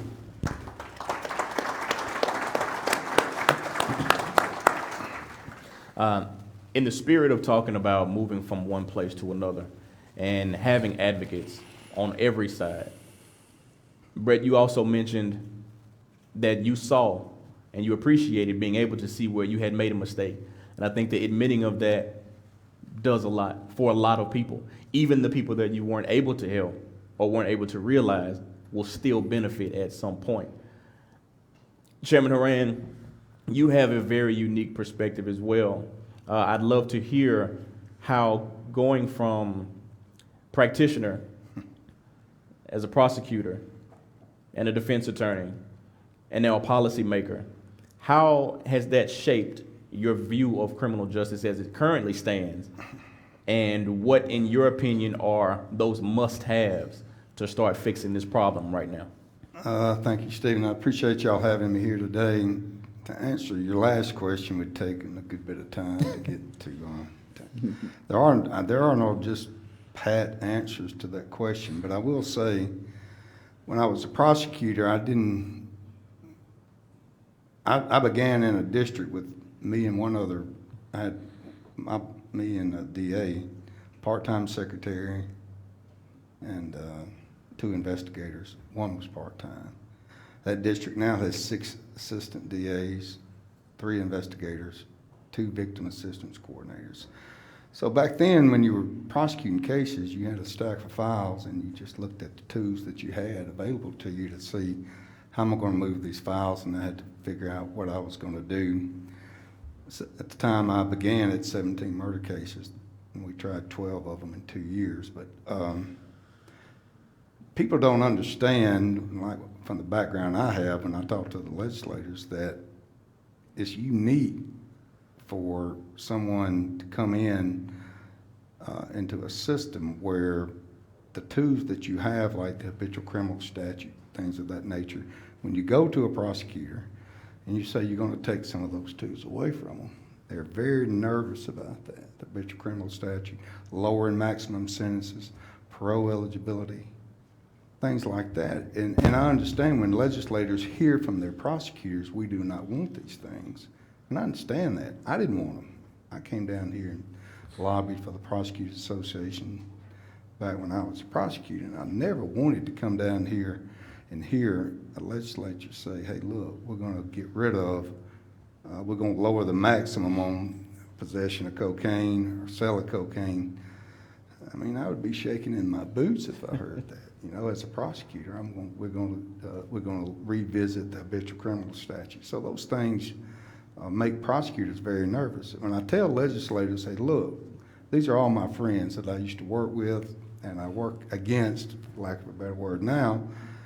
But you, as a policymaker, you have to set those relationships aside. It's almost like my 7 children, I can't let them come and tell me if they're gonna get up and go to school that morning, you know? I have got to kind of tell them they're going to school. And as prosecutors, they're all my friends, they can't come to the Capitol and say, hey, look, we've got to do this. And we have to be, as policymakers, look at the big picture. And I just, it was amazing to me. I have a brother that's an ex-prosecutor. My dad was a prosecutor. My grandfather was a lawyer. I have a niece that's an attorney in Atlanta. And I talk to some of the DAs now, and I will have conversations with them about, don't y'all agree from a financial standpoint, a common sense approach to this, we need to do this. And over a beer, they say, yeah. Get to the Capitol, it's a completely different conversation. And I understand that, I understand that, but when I talk to members, we'll be talking about armed robbery, and I'll say, look, guys, when I quit prosecuting, it was a 10-year, no matter what your sentence was, you get eligibility after 10 years. And not when I quit, when I began, but when I quit, we eliminated some of the parole eligibility stuff. And I said, just call your DA and see if they want to go back to eligibility like it was in 1977 or whatever, 88 or whatever. And they come meet me in the hallway and say, under no circumstances do they want that. But now we go from a situation where back then, when I left, I think there was 11,000 inmates, and we're up to average 19.5 or whatever number you want to look at. So crime hasn't gone up that much. You hear more about crime because of Facebook, things of that nature, but the violent crime has not gone up that much. Well, the biggest thing we have, one of the biggest problems I think we have, is that we're playing games with ourselves if we don't do something about the mental health situation we have in our state. We're incarcerating a large number of people that have mental health issues as opposed to criminal conduct issues. And the second thing is equally as important that we have to address is our youth court system. And we're avoiding a big issue with some of the youthful offenders that need to be identified early on in their life, that they could be steered in a different direction. It takes money, there's no doubt about it, but those are things we have to do. The parole eligibility bill that we passed, we got resistance from certain fronts I couldn't believe we were getting them from. I had members that had sheriffs that would call them on the phone, help me get someone out, and I'd tell them, they're not parole eligible, they can then not read the code section, And then they want people working in their communities, the supervisors want people working, they want access to workers in their community work programming, but I tried to explain to them, and policy is, MDOC does not have the financial resources to put those people out there if they don't have parole eligibility dates.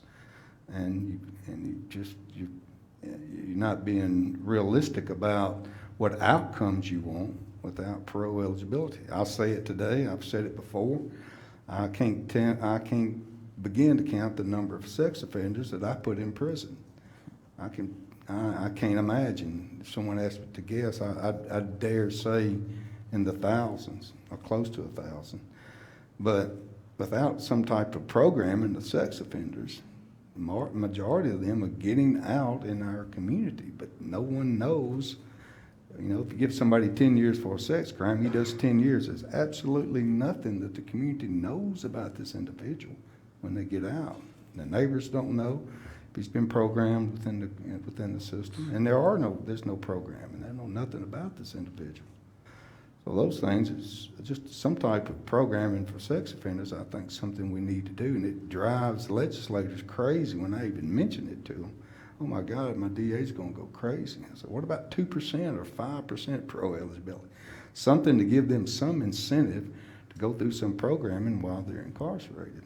And those are things we're going to have to do. We've got to take a hard look at what we want to do in the poor state in the nation, the highest incarceration rate, and some of the code sections that we have the highest penalties for some crimes that are the least offensive to our society have extended periods of time. And if we don't revisit the habitual criminal statute, both of them, then we're not doing our citizens, notwithstanding what the prosecutors want. They're all, like I said, they're all friends of mine. They're going to say no to 90% of what we try to do down here, and I understand that. But we're still policymakers. That we're charged with the responsibility of looking out for protecting our citizens first of all, and then second of all, being good stewards for our financial resources in the state. And that's my introduction. I don't have any stories about myself, I can promise you, but I just think that we've got to be realistic. We passed pro eligibility. We have a very good pro board in place. I know they're excited about looking at some new faces on the screen there at the pro board, looking at some other opportunities to look at individuals that may be deserving of some type of consideration. But when we're looking at things that we've looked at in the past as far as extending these terms of incarceration, we're doing the citizens a disservice by not looking at parole as an option to programming these individuals that have got these sentences. Absolutely. So I guess it's safe to say that we have a little bit of work to do ahead of us, correct? We have a lot more work to do, and it's more, we're now, Chairman Barnett and I talked, and members of my committee, about looking at some reentry options. Everybody talks about reentry. We've been talking about reentry for 20 years in Mississippi. But since I've been in private practice and even when I was a prosecutor, but the opportunities, I think, present ourselves now with everybody on board and some of the resources that we have, that we can make a difference. Absolutely. Now, Brett, from your experiences, when we talk about the work that we're looking at going forward, from your experience and also now from the vantage point of sitting atop Right on Crime, what are some things that what are some lessons, if you have, that Mississippi can learn from other conservative states or states in general who are doing it right, who are being smart on justice, who are being smart on crime, and who are using some evidence-based things as opposed to recreating the wheel, and just making it right? And what is that why to keep pushing towards reaching the bar? Yeah, I mean, there's so many things that are being done in various states, and there's good and bad, obviously, in every state. But you look at a state like Texas, and nobody's gonna accuse Texas of being soft on crime. We know they still have some challenges, but how is it they've been able to reduce their incarceration rate so significantly that they've shut down or not built planned on prisons? 8 prisons they've basically shut down. That's not happening in states where they're not willing to take some risks. In Texas, what they did is they focused on, and I think you see these legislators, I'd love to have these guys in every state. I mean, they have experience, they have wisdom. What they're seeing is you can analyze a problem based on data. Take, for example, focusing on recidivism.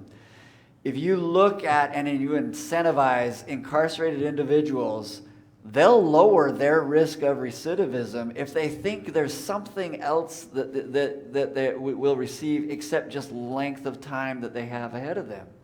So in Texas and in the First Step Act, which actually modeled, it was passed under President Trump, that modeled a portion from several states where it gave incentives, never before seen, incentives to individuals that were willing to take a risk, have some training, do some work, maybe some education. If they're willing to do those things, they could actually earn off of their sentence more time than was previously allowed under any existing law. So you can see that seems almost a no-brainer, right? But that fear that we're going to be soft on crime and it's going to translate into unsafe environments in our communities is the tension. So if we can start to use data to show, guess what? When a person gets out and you don't throw them back in prison because they missed a phone call with their probation officer, you've given them some incentive to continue to do what they're supposed to, or if you didn't hike up the fines so significantly that they just throw up their hands and they know any job they get, they're not going to be able to survive, and pay the fines and fees that they have. There's little things in this, front end, back end, and while they're incarcerated that can start to reduce recidivism. And I think when you heard the chairman say they're going to get out, keep in mind, 95% of all incarcerated across this country are getting out. What shape do you want them in when they get out? And we've learned that so far what we've done has not been working in the majority of this country, because those that get out have such a high risk of recidivism. But once you start to see the problem, then you analyze the problem, and you can implement some of these policies. And there's plenty of states out there, Georgia, Texas, Florida, Louisiana, Tennessee, that are starting to see that, and they're passing. And these are conservative states. And I think, I think of Doug Collins, who frequently, former representative from Georgia, who frequently would say, it seems like the conservatives come for the money savings, but then what keeps them around? And it's the souls. They start to see the redemption that occurs, and they start to see communities heal, and they start to see a total difference in their state. And so I hope that's what we start to see. And you guys are doing that. And I'm gonna pledge that Right on Crime, our resources to you all to come in to assist and help to bring data and research that people can look at and say this is the right decision. Absolutely. And Empower, we have, I know Grant mentioned earlier, we have created a comprehensive tool, the first of its kind, where we're actually analyzing and giving a grade to each of Mississippi's policies as it pertains to the justice space.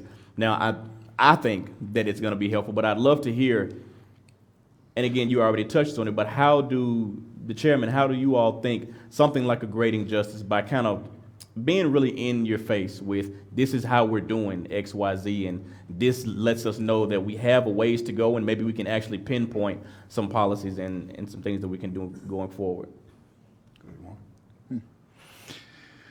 I don't know how to really want to answer that one. It depends on who's doing the grading. It depends on what grade you want. That's fair. So I don't think that we should, if you want to grade individuals, that's fine. Because I think at the end of the day, what we do and how we do things up here should be known by those people that send us here to do, the good for the state of Mississippi. But on the criminal side, we listen to those arguments from the sheriffs, we listen to those arguments from our DAs and families of victims and those type of things. So I'm glad that you are doing it, but I also think that it should be done in a manner to where, everything is included before we make that grade on that individual. Because like I said, if it would have been me 20 years ago, I'd have got an F. And would have been glad to get it because of how I felt. And there may be some other legislatures that feel the same way, that maybe hadn't got to the point to where I am. But if we're going to be graded, then I just pray that it's graded fair and not graded just because we agreed or disagreed with how Empower feels about a particular subject that it is that we're grading legislatures on. So. But if it's a grade and it's going to be fair, then okay, I can live with that. Understood.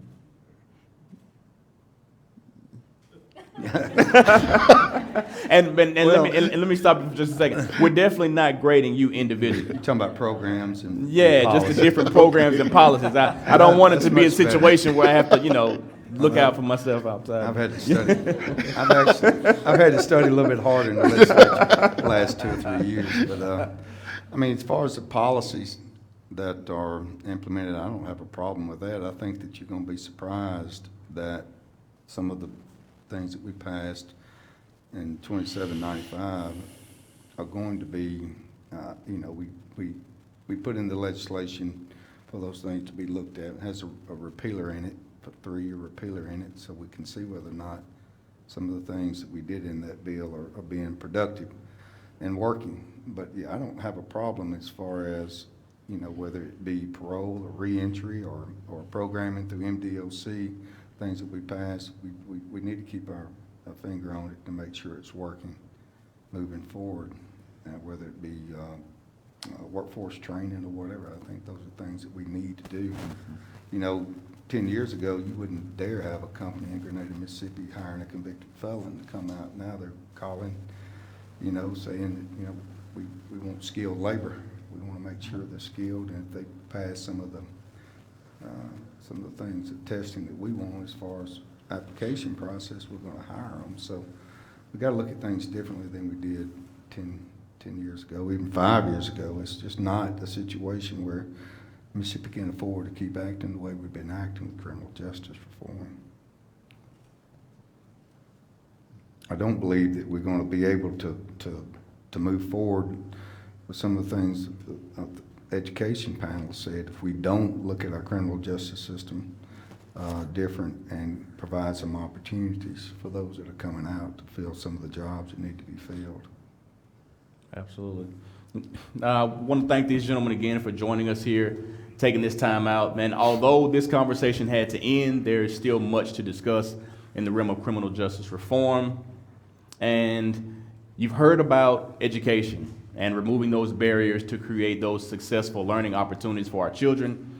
You've just heard about the justice system and removing those barriers that will allow individuals who've made mistakes to have a second chance, a fair second chance, at not only building their lives, but their lives of their families, their communities, and ultimately our state. And now I'll get ready to turn it over to Mr. Connor Norris, who's getting ready to host a panel on work, another pillar of Empower Mississippi, on continuing to remove those barriers so that all Mississippians can thrive. Connor. Thank you.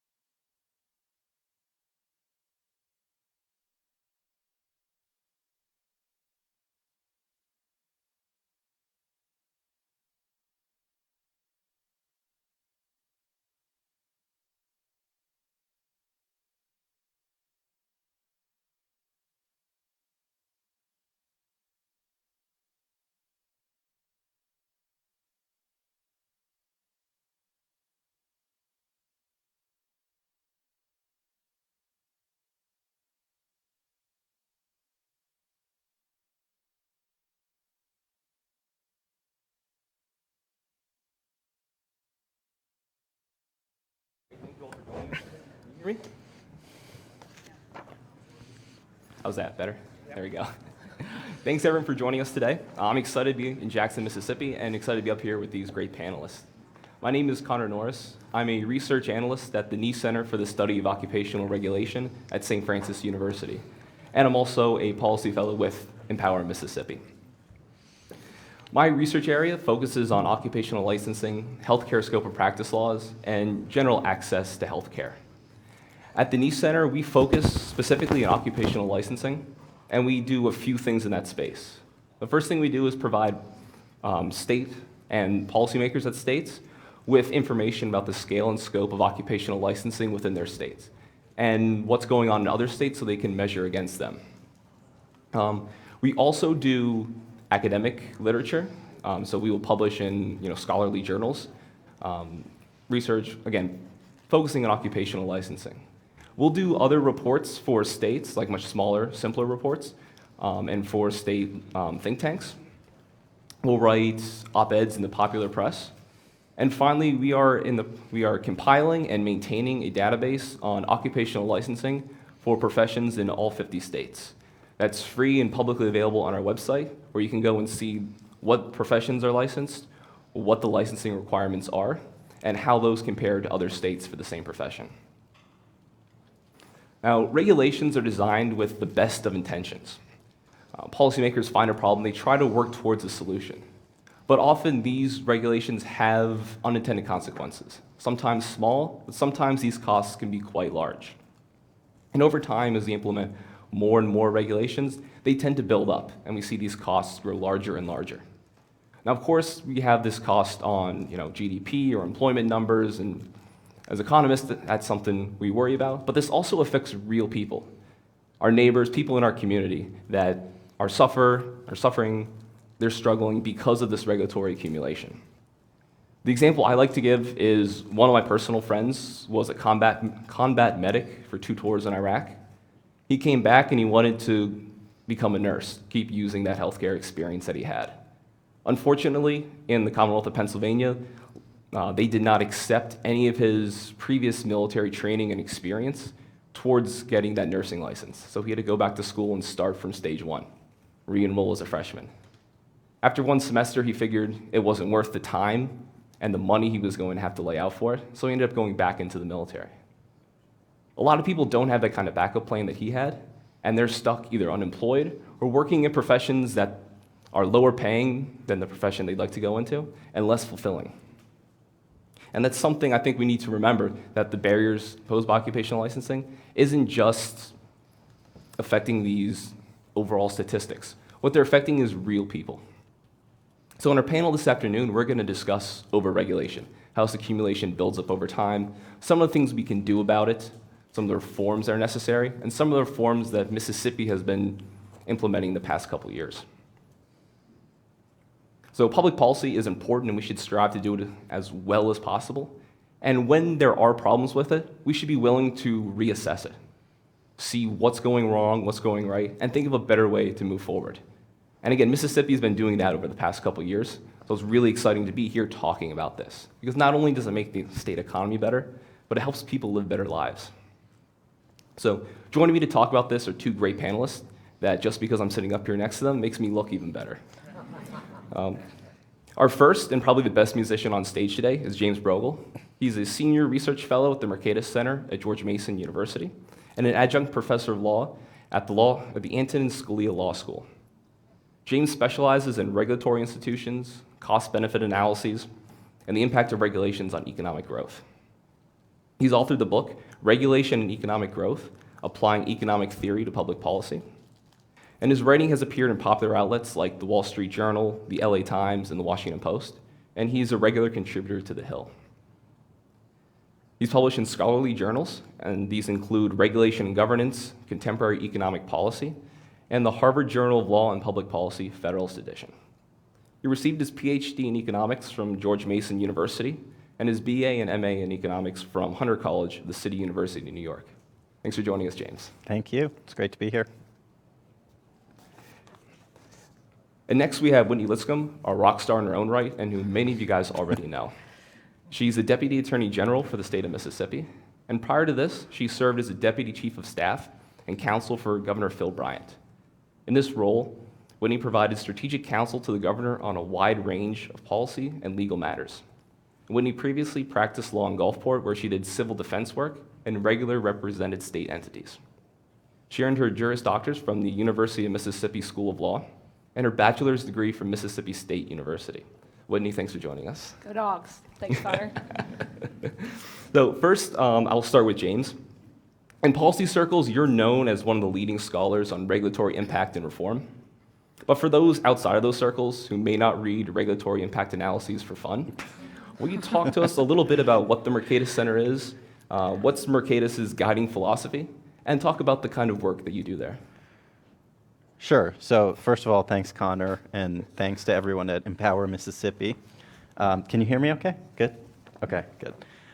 So Mercatus Center, which is where I work, is a university-based research center based out of Arlington, Virginia, on the campus of the law school at George Mason University. So we kind of straddle the divide between the academic world, which is kind of engaged in high theory, and the policy or think tank world, which is engaged in more practical solutions. And we try to bridge that gap and take those ideas out of the academy and make them actionable in the real world. So Mercatus funds a lot of graduate students, mostly economics students at George Mason, but also students at other universities and studying other topics. And then we also have a lot of researchers engaged in producing policy-relevant research, like myself. My area is regulations, and I've spent the last few years focused on state-level regulations in particular. We built a data set at the Mercatus Center. We call it State Reg Data, and it builds on a previous project that we had at the federal level, which was just our Reg Data project. And what we're doing is we're applying modern technology to analyzing regulations. So most administrative rules or codes that states have or countries have are too large to read through from start to finish. So if you're a researcher of regulation, you don't really have time to just sit down and spend months or even years reading all these rules. So we need technology to make sense of them. And so we've been using computer programs to try to parse legal text in particular and make sense of all these rules and better understand what's in them, how much regulation is there, how do different states compare to one another, which industries are the most targeted by different rules or requirements. And so the first iteration of our state data set came out in 2019. We found that the average state has about 9 million words of regulations in its administrative rules.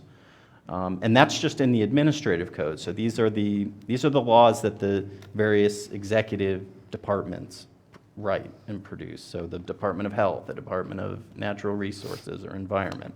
We're not looking at the laws that the legislatures pass or all the various informal kind of regulatory activity you might find at agencies, like different notices that they write. So just in the administrative rules.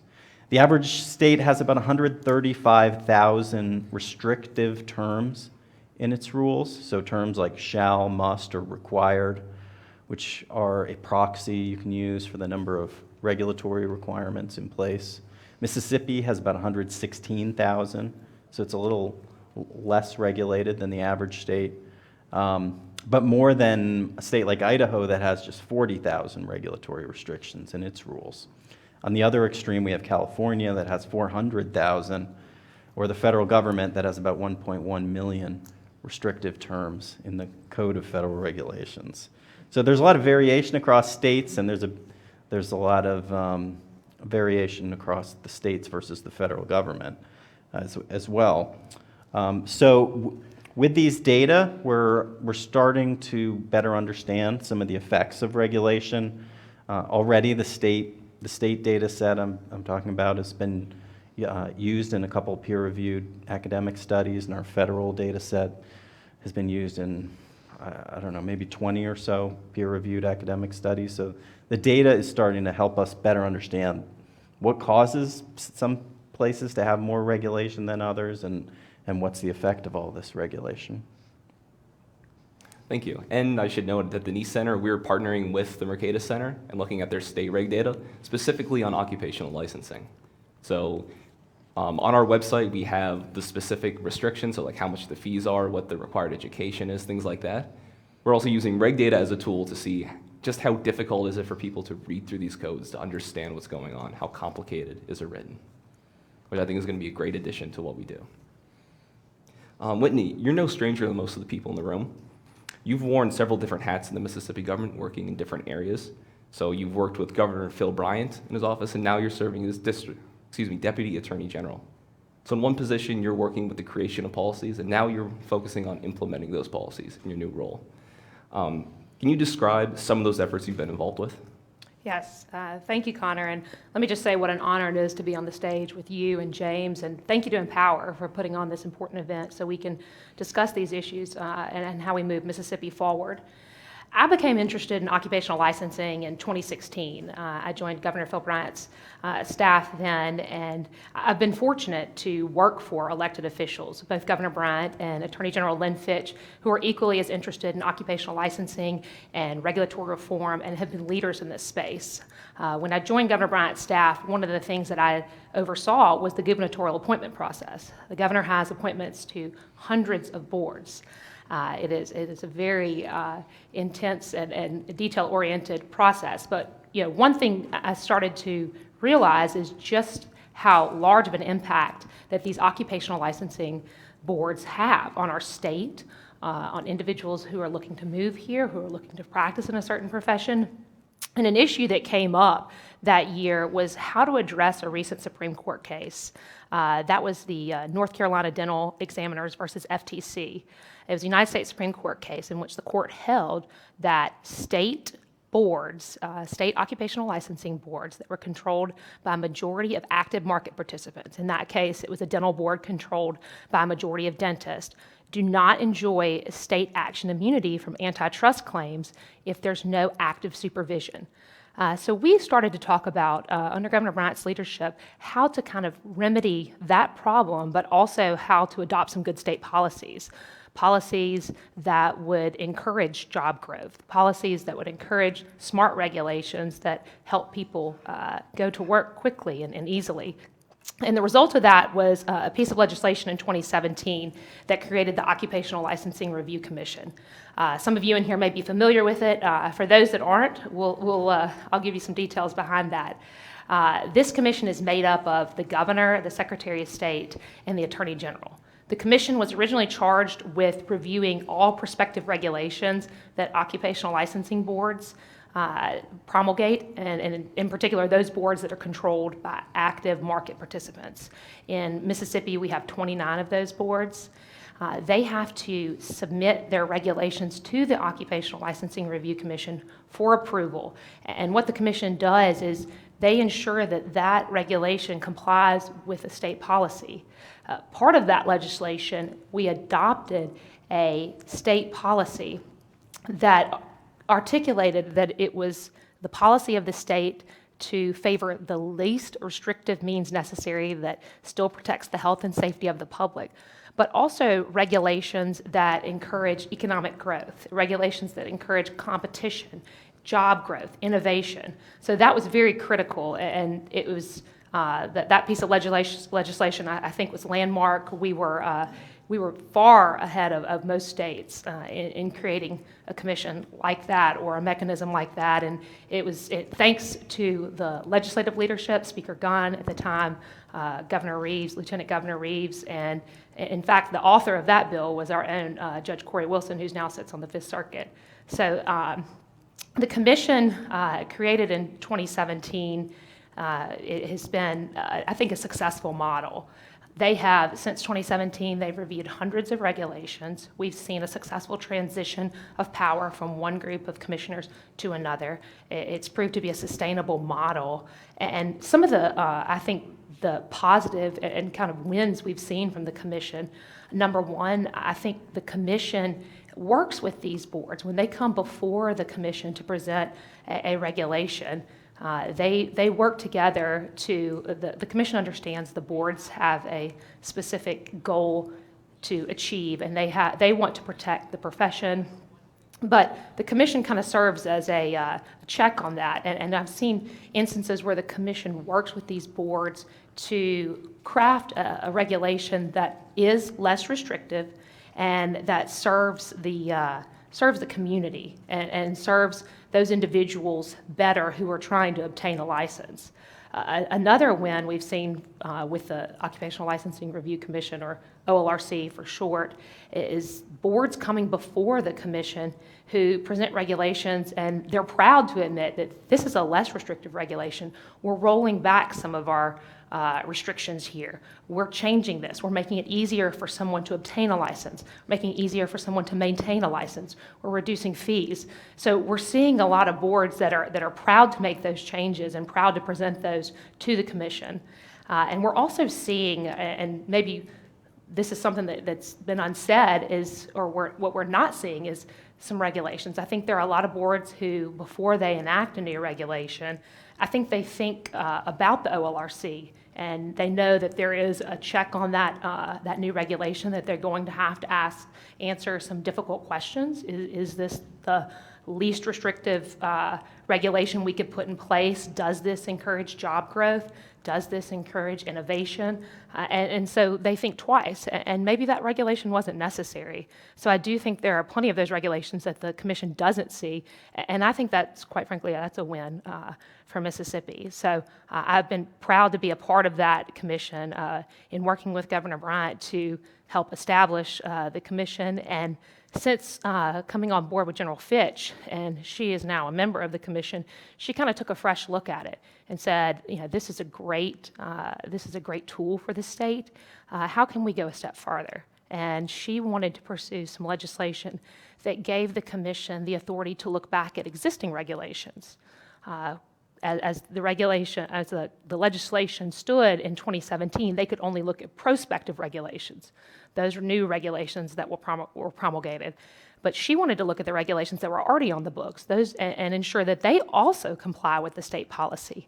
And so again, working with our legislative leadership, Speaker Gunn, and this time Lieutenant Governor Hoseman, who actually was a former member of the OLRC, we were able to pass some legislation that gives them the authority to look at regulations that are already on the books and ensure that they are the least restrictive means necessary. They encourage job growth and economic progress, and the commission can actually work with the boards to either to ask them to withdraw that regulation or to amend it to comply with the state policy. And I think that's a really important tool. And as our professions change, and as we've seen over the past year and a half, how quickly they can change and how quickly we have to be able to adapt to what's going on. So I've been very proud to work with both the governor and the attorney general on these measures. Another thing that I worked with Governor Bryant on is changing the licensing for military spouses. I know, Connor, you mentioned that example of your friend that's in the military. And as a military spouse myself, I'm very sympathetic to this issue. But it's an issue that really is a problem for our military community. When these families move, the spouse usually, if a spouse holds a license in a particular area, it's very difficult for them to obtain that license in the new state. And a lot of times they're moving for just a short period of time, maybe a year or 2 or 3, and sometimes it's too restrictive for them to get a license to justify paying all that money, or spending 8 months to get a license to only be able to practice for a year and a half. So Mississippi actually was on the forefront of this issue, and they passed legislation in, I believe, 2013. The problem with the legislation is that it just didn't go far enough, and some of the boards really didn't know how to interpret it and apply it. And so after some discussions with individuals, military spouses around the state, and some discussions with the Department of Labor in 2019, one of the things that we pursued is a change to that legislation, forcing them, or rather requiring them to issue the license promptly, or issue them, I think it was in 4 months, if the spouse and the family member, the military member, was in the state for 3 years or less. So that was an incremental change, and since 2019, the legislature actually went a step further in 2020 and amended that legislation, and now requires these occupational licensing boards to issue licenses to not only military spouses promptly, immediately, whether their military member is in the state for 3 years or not, but also extended it to military members who have that specialized training that you were mentioning.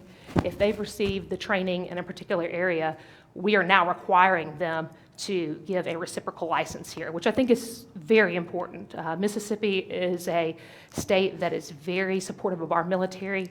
We have a really great military community, and so it speaks very highly that we continue to push these efforts forward to provide these are quality of life issues for them. So I've been very excited to be a part of that, and one of the things I do in the Attorney General's office, or rather some of the people I work with, we actually have attorneys that advise a lot of these occupational licensing boards.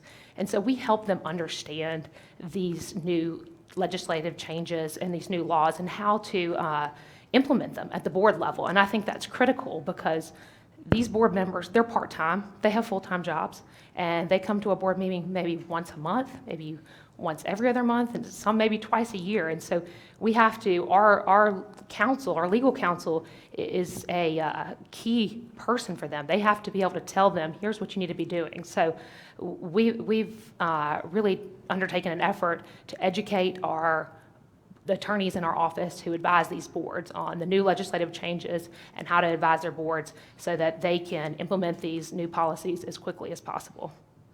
So that's just a few of the things. Yeah, only a few. That the state's been doing. So yeah, that's awesome.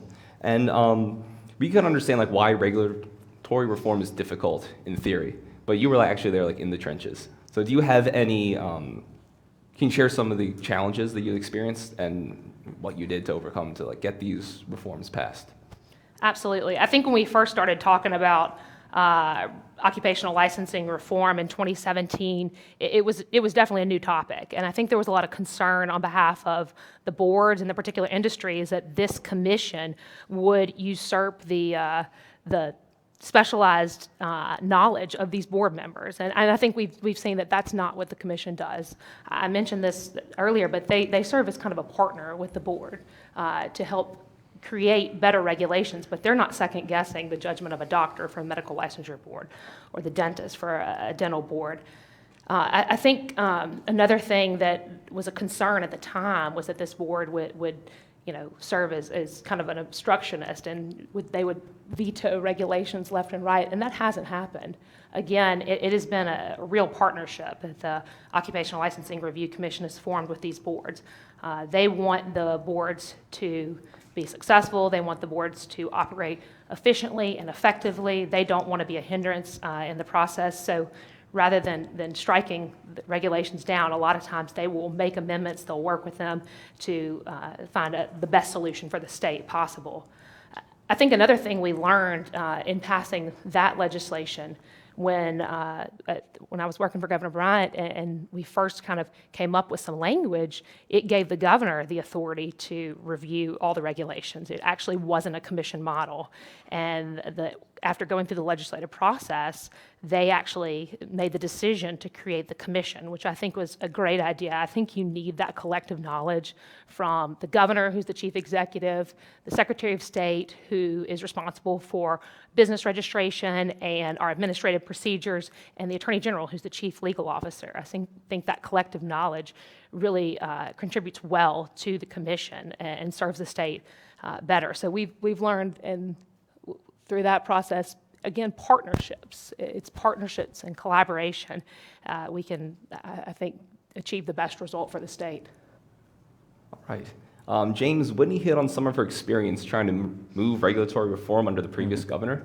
I think now would be a good time to talk about why we need to think about reform in the first place. So what's the problem that we're trying to address with this regulatory accumulation, and how did it get to be a problem?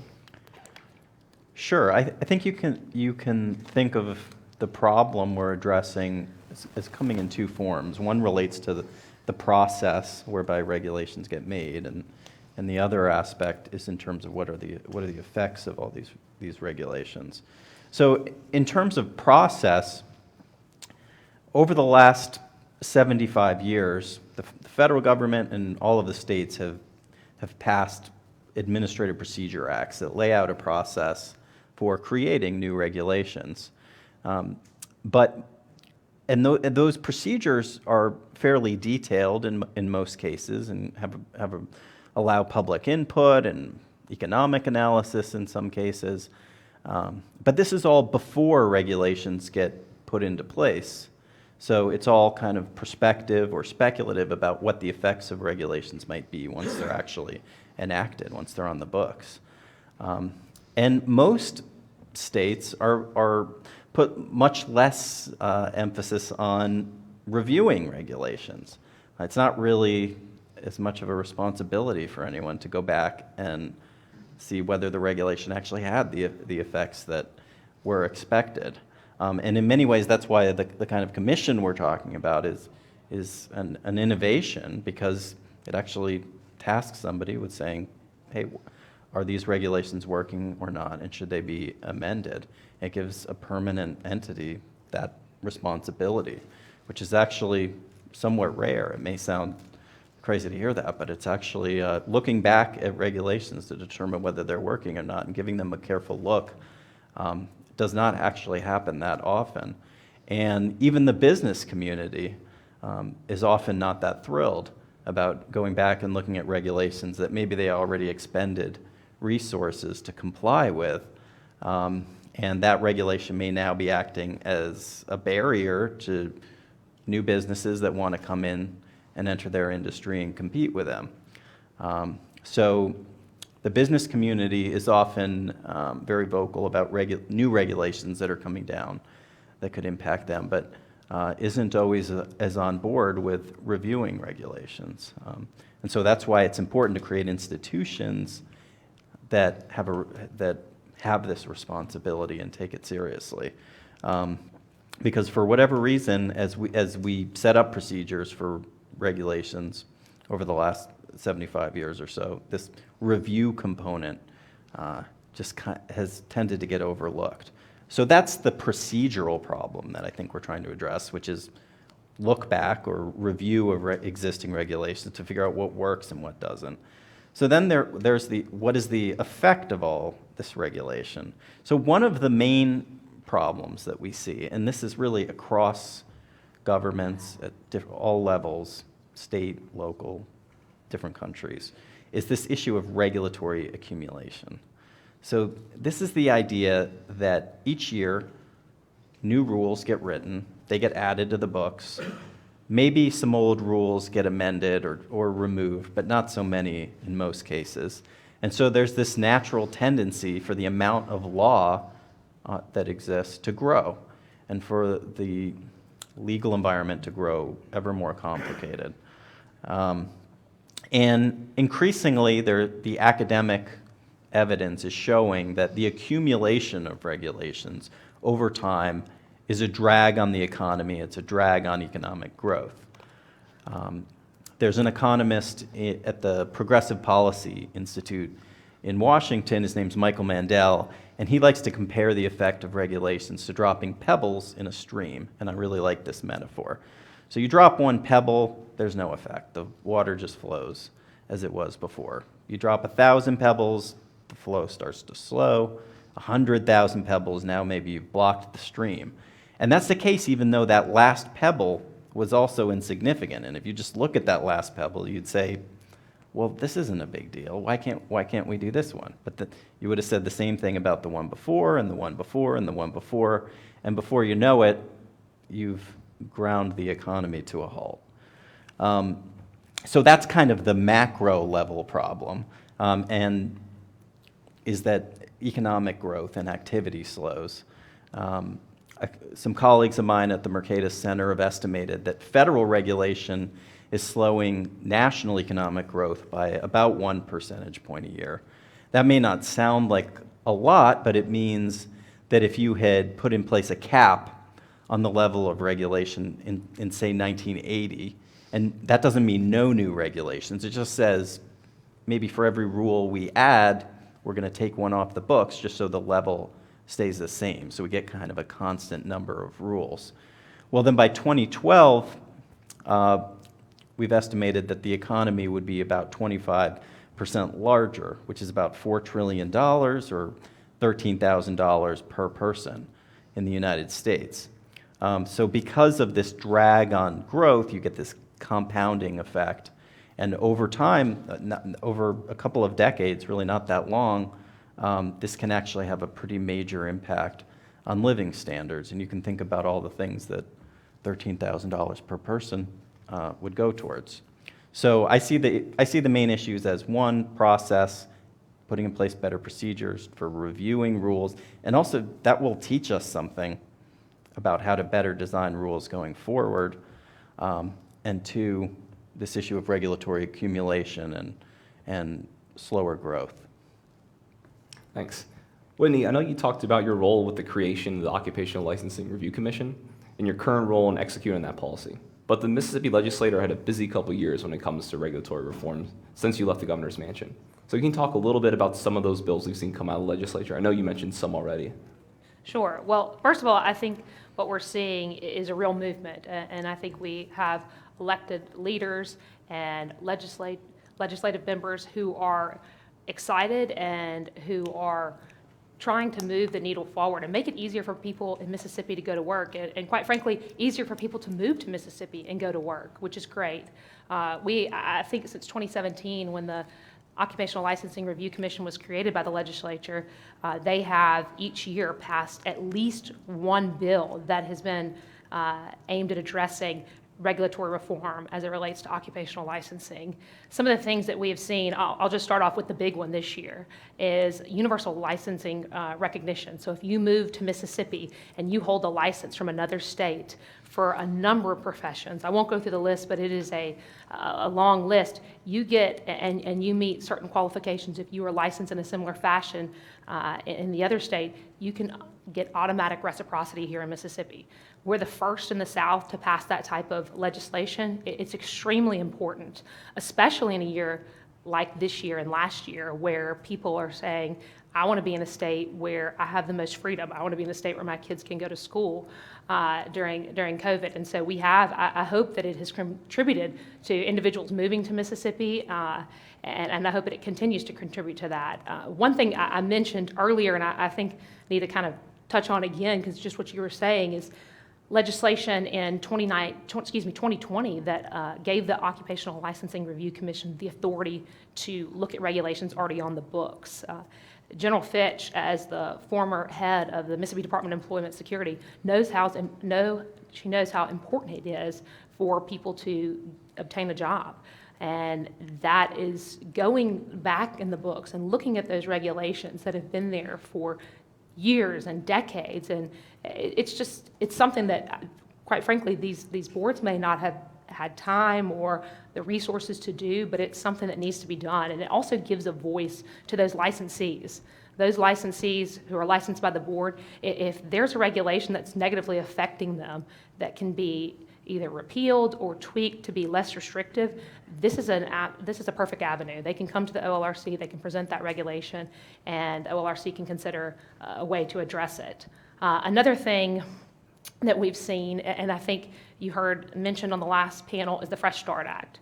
And that was a piece of legislation that prohibited occupational licensing boards from passing regulations that prohibited somebody from obtaining a license because they didn't have good moral character or because they had any criminal conviction. The criminal conviction has to be directly related to the duties of that board. So it definitely opens up the scope there and allows people that may not have been previously eligible for those licenses to obtain one and to go to work and be a productive member of society. And so I think that's been an important one.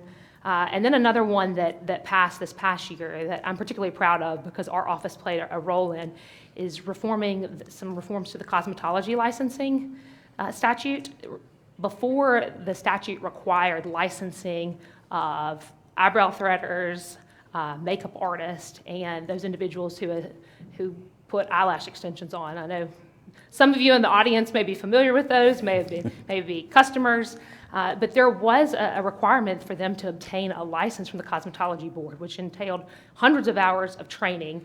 And unfortunately, the training they received didn't directly train them on that particular area of practice. And so the state was actually sued by an eyebrow threader, and they made a 14th Amendment constitutional challenge to that statute.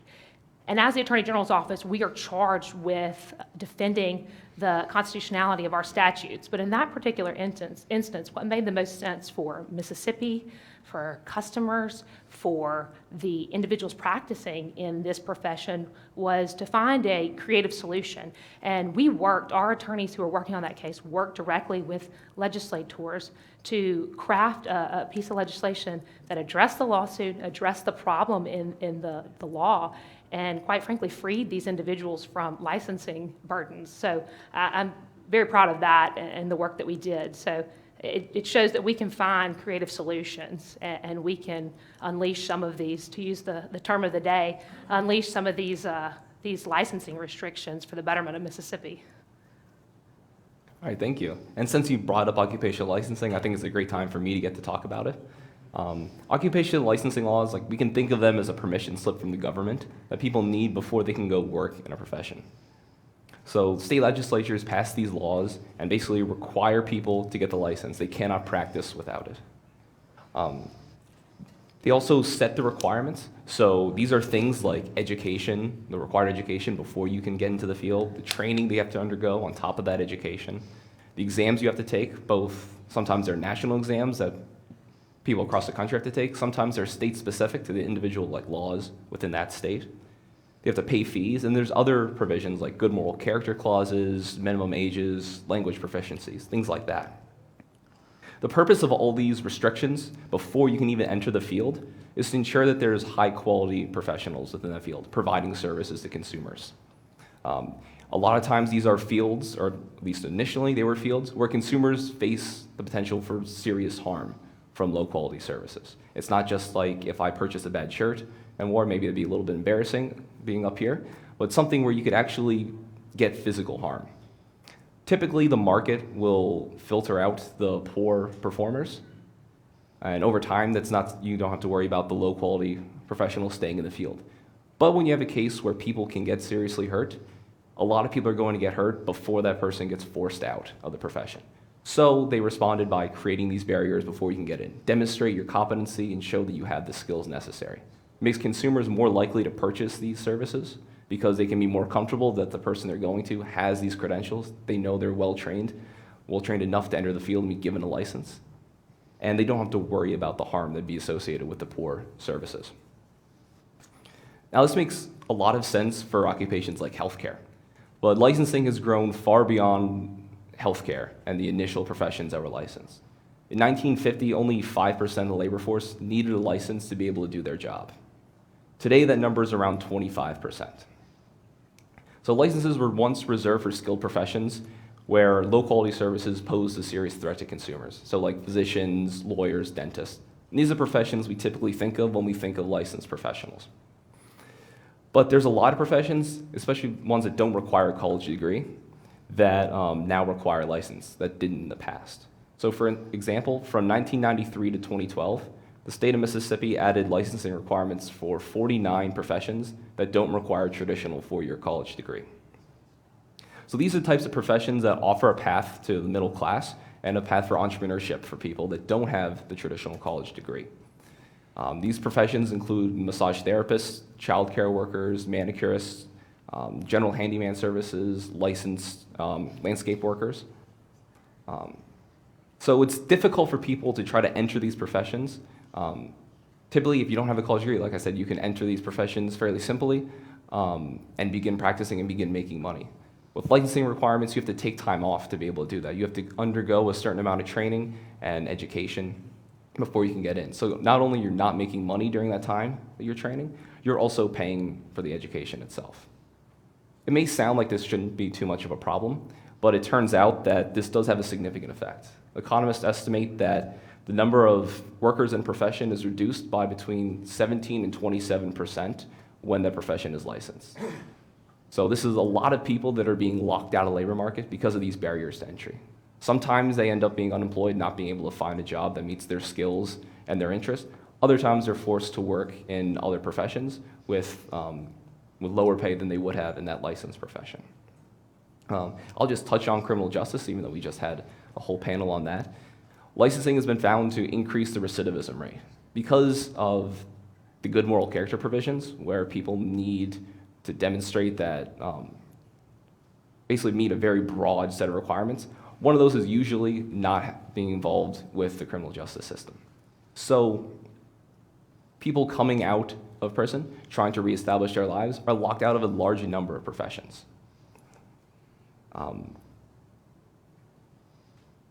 Trying to find the number here, I'm sorry. Licensing increases the recidivism rate when you have these good moral character provisions by 9%, research has found. Now, it does increase the wages that professionals practicing in the field are forced or are able to make, but that's not because they're providing better services to consumers. Consumers are being forced to pay these higher prices because we have the supply limited in the field, because we have people that the market would be willing to have these people enter the profession. There are plenty of consumers willing to pay for the services from them, but they're not able to because of these licensing requirements that's keeping them out. And these increased wages pass on to consumers in the form of higher costs. So licensed professions, based on the services they give, the prices are increased for consumers by between 3 and 16%. Now, there's been a lot of reforms recently. It started to pick up a lot of steam with the Obama administration's 2015 report on occupational licensing. And they were giving, through the Department of Labor, grants to individual states to look through their occupational licensing, compare them to other states, and see what they could do to make it easier for people to get to work. The Trump administration continued this emphasis on occupational licensing reform. And when we look at occupational licensing reform at the state level, both Republican-led states and Democrat-led states were enacting reforms, and very similar types of reforms, trying to make it easier for people to find jobs. I won't touch on some of the things like universal recognition or the occupational licensing review that Mississippi's been doing, but there are a few other types of reforms that we see other states enacting. One is a criminal justice reform, so specifically getting rid of these good moral character provisions, or requiring that states only, or the state licensing boards only look at criminal history that is directly related to the field that they're applying to. So they're not being locked out of the job for something totally unrelated to the services they're going to be providing. Another is reducing specific barriers. I know Mississippi had a bill this year trying to reduce barriers in a few professions. Some states have found success with that, delicensing occupations that don't have education requirements, that are just throwing up fees and preventing people from getting the profession without giving consumers any attempt at trying to demonstrate a higher quality.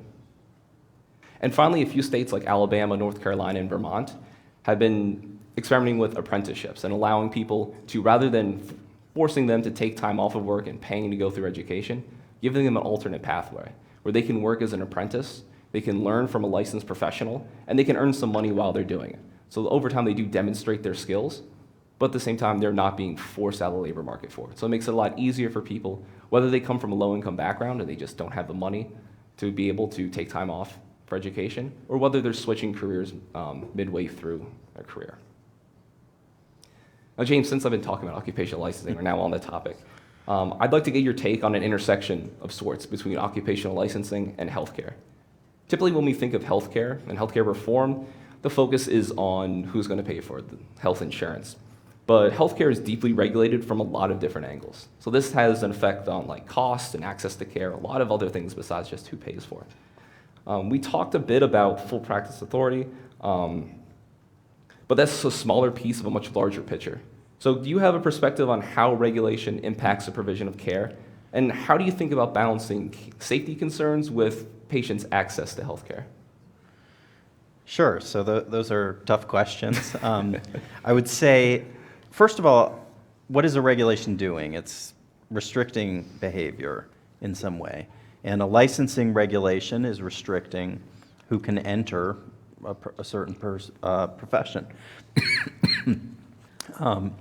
So by nature, these regulations are reducing the supply of healthcare professionals when they are healthcare regulations. Now, that can very well be a good thing. It could be that we're eliminating the lower quality workers from the profession, and therefore we're only left with the very highly qualified workers left. That over time, however,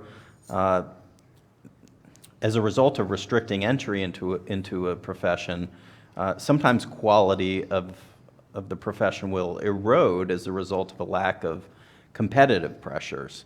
And so when you look at the research into the effects of licensing regulation on quality of service, it tends to be kind of a mixed bag.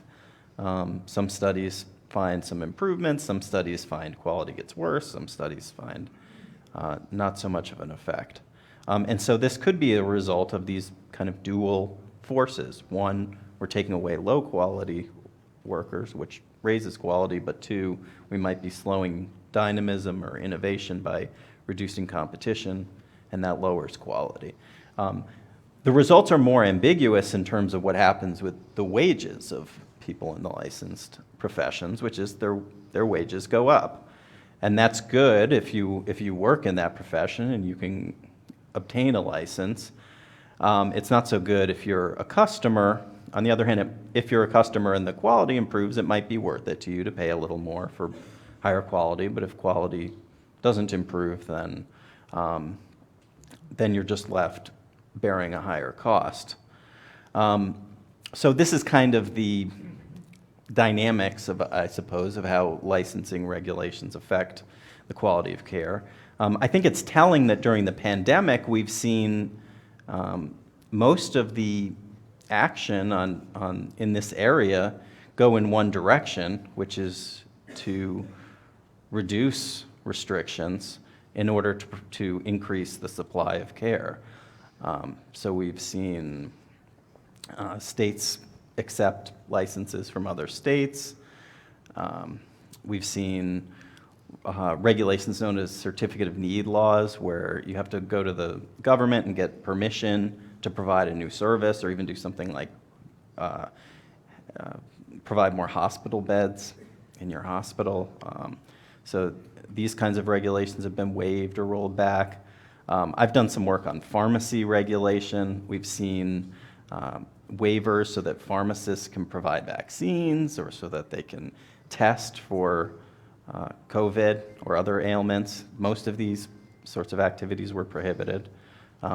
In some states allow a little bit of it, but there were national waivers to allow pharmacists to engage in these kinds of activities. And so I think it's an important question now. Did these restrictions make sense to begin with?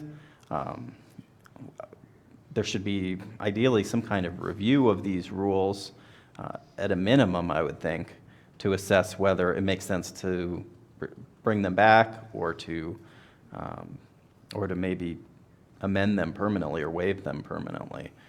In the space of pharmacy regulation, one area where I think there's potential for increased care is in terms of pharmacist prescribing authority. So most people don't realize this, but you need a doctoral degree to become a pharmacist. So most states require you to have a doctor of pharmacy degree, 6-7 years of education. These are highly trained medical professionals that in some cases have more knowledge about medications than some physicians do. And yet they're severely restricted from refilling a prescription even, or making a minor change to a prescription. In Idaho, Idaho probably has the most liberal prescribing regime for pharmacists, and pharmacists there are allowed to test for a variety of different minor medical ailments like flu or strep throat. They can prescribe based on the results of those tests, and they can prescribe medications for minor ailments. They're not prescribing opioids, but for minor medical conditions, a pharmacist can prescribe you a medication. And so I think that all of these restrictions taken together restrict healthcare provision. And at a time when costs are rising, but there's budgetary pressure, we have an aging population, we should be thinking about ways to increase the supply of healthcare and not just subsidize demand for healthcare. Well, thank you. To close, the bill for regulations can have a substantial impact, but as we've seen up here, despite that, Mississippi has been taking great strides trying to reduce that and make people's lives better. Another policy that has impact on people's lives is tax policy. Our next panel is going to be talking about that. Can you please join me in thanking our two panelists for joining us today?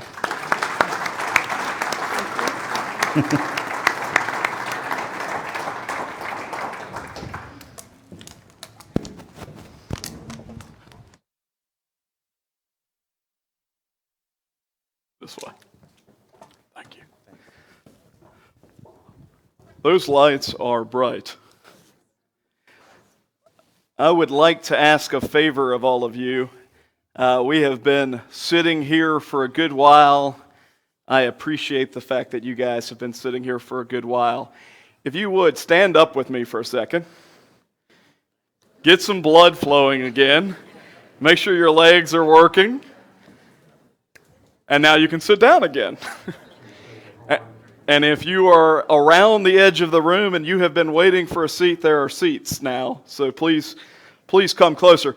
It is my privilege to introduce Lisa Gunn's husband, the father of 3 strapping boys and 1 beautiful gal, a man of faith, a former law partner of mine, and the Speaker of the House, Philip Gunn. Thank you. Thank you.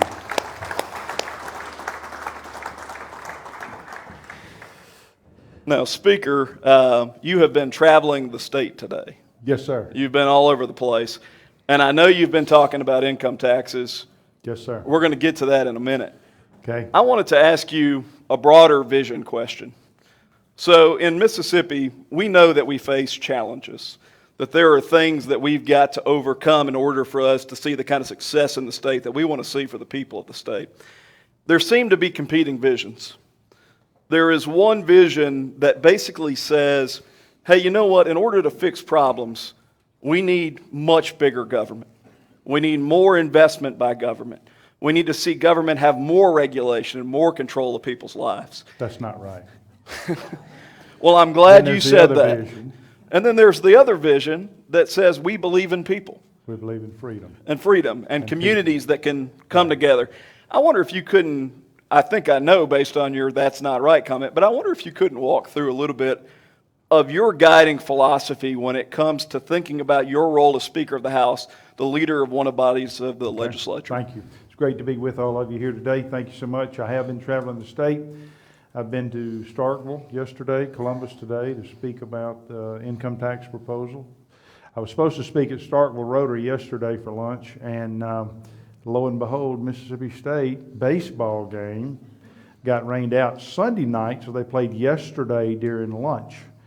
And I called the Rotary and I said, I know the temptation to leave the Mississippi State baseball game and come hear me talk about income tax is great. So I agreed to stand down and let them reschedule that event. So we get to see Mississippi State play baseball yesterday. Yes, Russ, I agree with you. I'm a conservative. I'm a Republican. I believe we need less government, not more. We stand for limited government, individual freedoms. I believe the more freedom we have, the better. I don't see anybody could argue with that. And the more government you have in your life, the less freedom that you have. Government is necessary. I'm not here to argue against government. Government is necessary. The Bible talks about government. Got to have it. It serves certain functions. It serves a lot of good functions. But we don't need an intrusion of government. We don't need dependency upon the government. We need independence from the government. So those are all kind of guiding philosophies. I'll give you a silly illustration that I like, and I think makes the point. I have a son he's 29. He's married and off on his own. But there was a period of time in his life where he played minor league baseball. And if you follow baseball, you know they don't make any money. And so he would go off during the summertime, he would play minor league ball. But then in the wintertime, he had to come home and then he had to live with mama and daddy because he just didn't have the ability. And we supported that. We wanted him to pursue a career in professional baseball. But he lived with us. He was dependent upon us. He was 26 years old and he's living at home with his parents.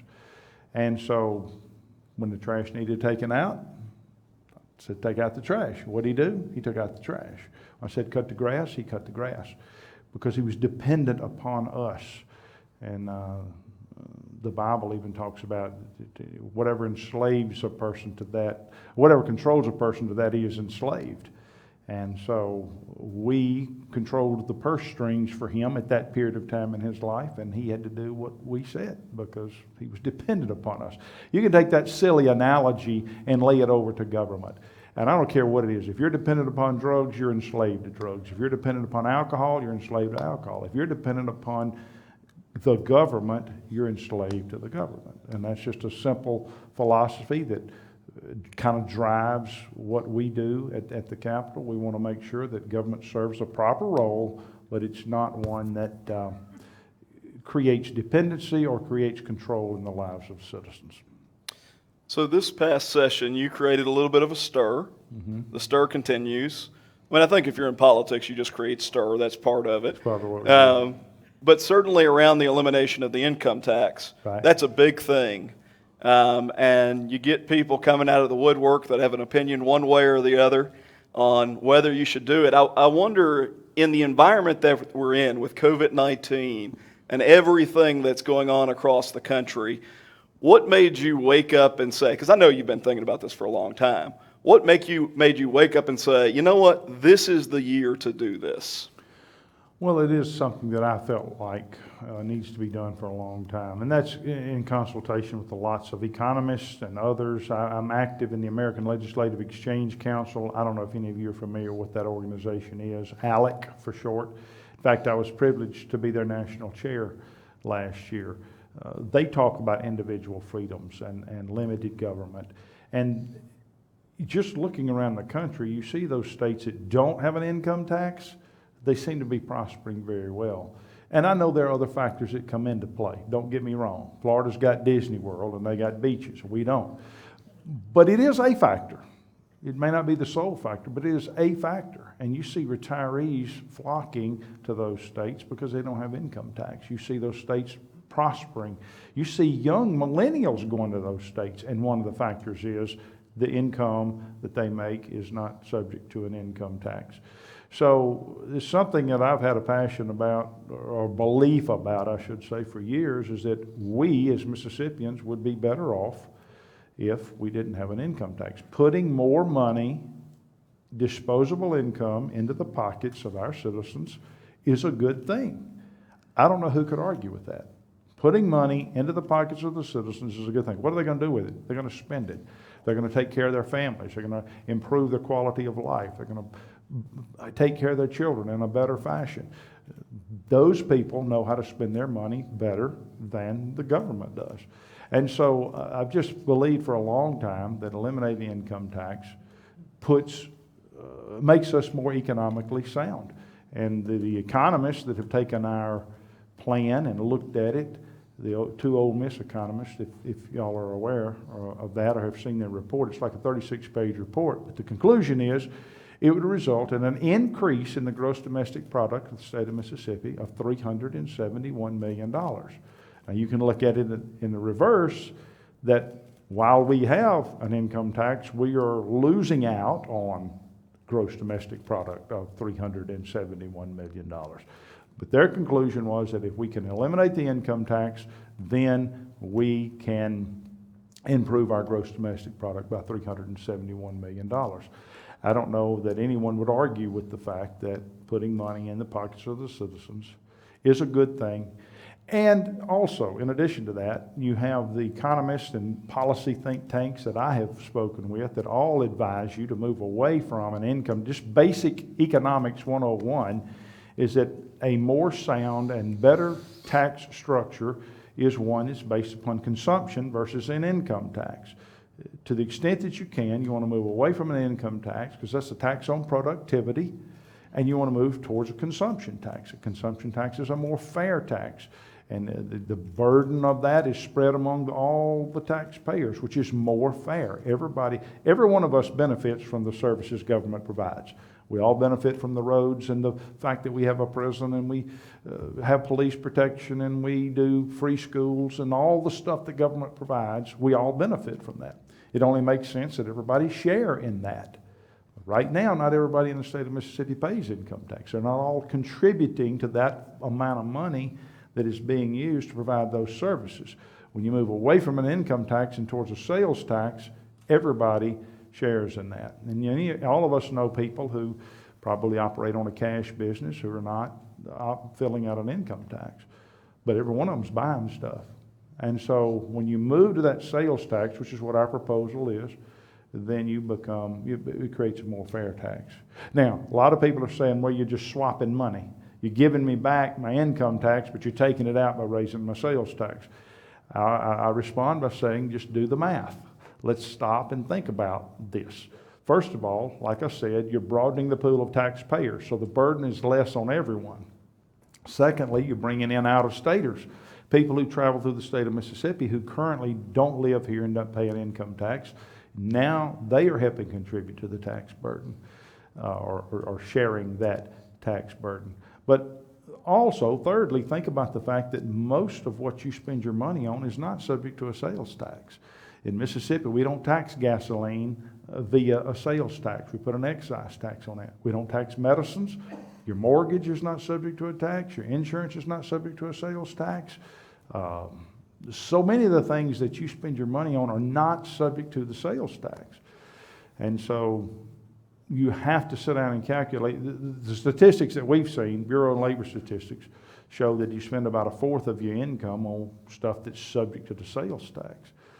So if you take somebody that's making $40,000 a year, then only about $10,000 of that is stuff that's subject to the sales tax. So all those things I mentioned, gasoline, medicine, mortgage, insurance, you don't pay a sales tax on that. So when we raise the sales tax, you're not being hit in all those areas where you spend money. And that is the reason why you end up with more money in your pocket. I see Gerard sitting over there, and he and I have talked, and he tells me he gets people sending him their financial information. And in every situation that we have calculated, people end up, worst case scenario is they break even. Worst case scenario is they're not hurt at all. They don't necessarily get the benefit of the income tax, but they're not hurt by it. But in most situations, people end up with more money in their pocket. And we can talk the details of it if you want to, but that's some of the philosophy behind what we're thinking. No, I mean, I think all of that lines up with the conversations that we've had with economists, right? So we hired an economist out of Rice University who had done modeling for Wharton, and they did dynamic modeling, and he came back and he said under a couple of different scenarios, you're going to have higher gross domestic product, higher wages, and one of the really interesting things he said was that it's likely to lead to higher migration patterns, which is backed up if you look at the states that don't have income taxes. The 9 states that don't have income taxes have seen in-migration in their states double the national average in a 10-year period, while Mississippi has lost population. And so if you think about those 3 things in concert, those are certainly arguments in favor. There are also arguments against, right? And I would say that you look at it, and there really are 3 groups of detractors, if you will, that have come out as a result of the idea of eliminating the income tax. And I kind of just want to take them one by one and get your feedback. Okay. So I think the first group is the group that says, you know what, you are going to gut government if you eliminate the income tax. Children will die in the streets because of you, Philip Gunn. How do you respond to that? Because of me? You personally. Who you been talking to? I can name names, but then it'll end up in the paper. Jeff Pender's here. I see Jeff sitting over there. He's scribbling away. I need to see what you put down on that pad before you write it. That's just not true. That's not true. I couldn't have passed the bill if that was true. Let me tell you why, ladies and gentlemen. Many of you may or may not realize that the threshold to pass a bill changes depending on the type of bill that it is. A lot of people don't know that in the legislature. A general bill is one that just requires a majority of those present and voting. But an appropriation bill is a majority of those elected. That's two different standards. And a tax bill like this is a 3/5 vote. In the House of Representatives, that's 74 votes. Anytime we change the Constitution and give away property, it's a 2/3 vote. So the threshold changes depending on the type of bill it is, because this is a 3/5 vote, a 60% vote, not a simple majority. We had to put together the votes we had to put together 74 votes in the House. And I ended up getting 90, which is phenomenal, but that's the threshold. I will tell you that there's so many legislators who are concerned about that very thing that they would not have voted for this bill had that been the case. The number one concern that was expressed to us is that whatever revenue you take out by eliminating the income tax, we've got to replace it.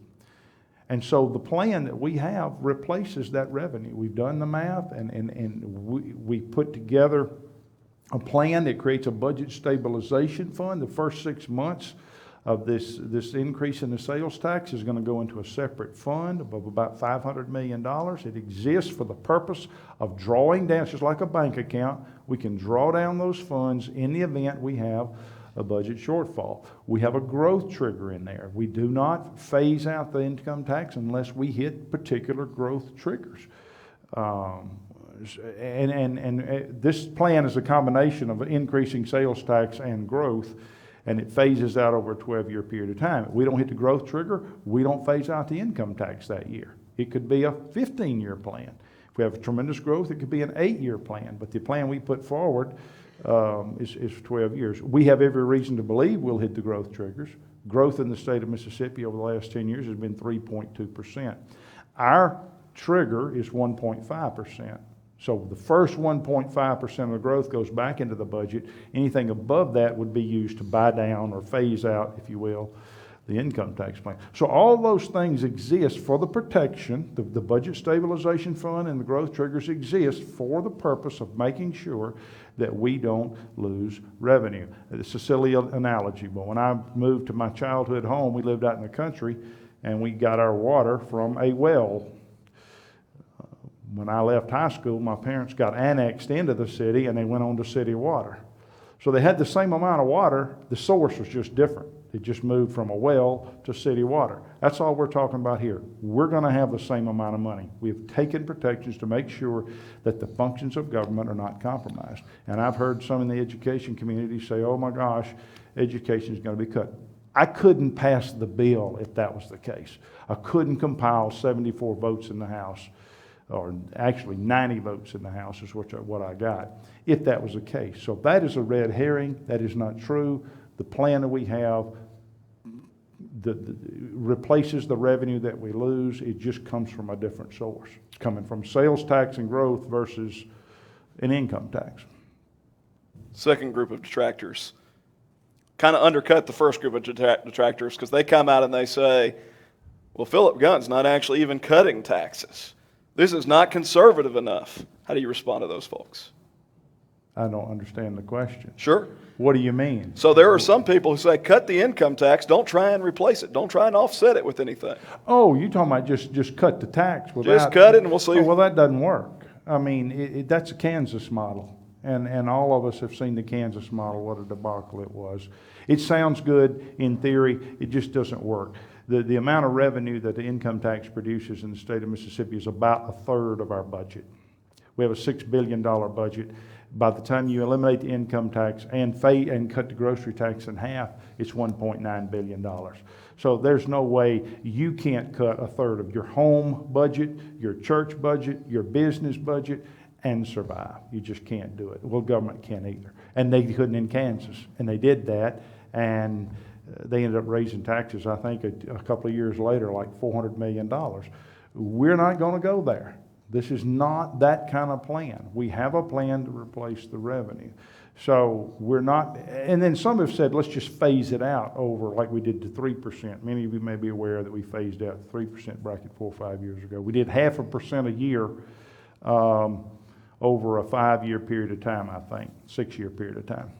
Well, if we did that, It would take to 2051 to get rid of the income tax. And that's assuming a 3% growth. If we only had 2.5% growth, it'd take to 2085. We'll all be dead. So there's no benefit there. And one of the factors here that we talked about a little bit earlier is that we're trying to retain our young people. We call it brain drain. I don't know if that's a proper term or not, but all of us know, we've seen the census numbers come back, and we've seen how our population is down in the state of Mississippi. And demographically, it's the younger people, and they are leaving. And we need to give them a reason to stay in Mississippi. One of the factors, not the only factor, I'm not promising you that if we eliminate the income tax that all the young people are going to stay. But they do think about it, and they do talk about it. I have a member in Northeast Mississippi who's in retail sales, and he told me, he said, it hinders me in recruiting talent. He said, I'm trying to recruit young people to come work for me, and they know that if they come to Mississippi, they have to pay a 5% penalty on their income. They can go to Tennessee where they don't have an income tax, and they keep more of the money in their pocket. If we got rid of the income tax, it would help me recruit talent to Mississippi. So we talked about the retirees. We also need to talk about the young folks. No young person is sitting out there saying, hey, I think I'm going to move to Mississippi because 30 years from now they're going to not have an income tax. No, that's not what they're thinking. We want real tax relief today. Under our plan, we exempt the first $40,000 of income right out of the gate. For every Mississippian, you no longer pay income tax on your first $40,000 of income.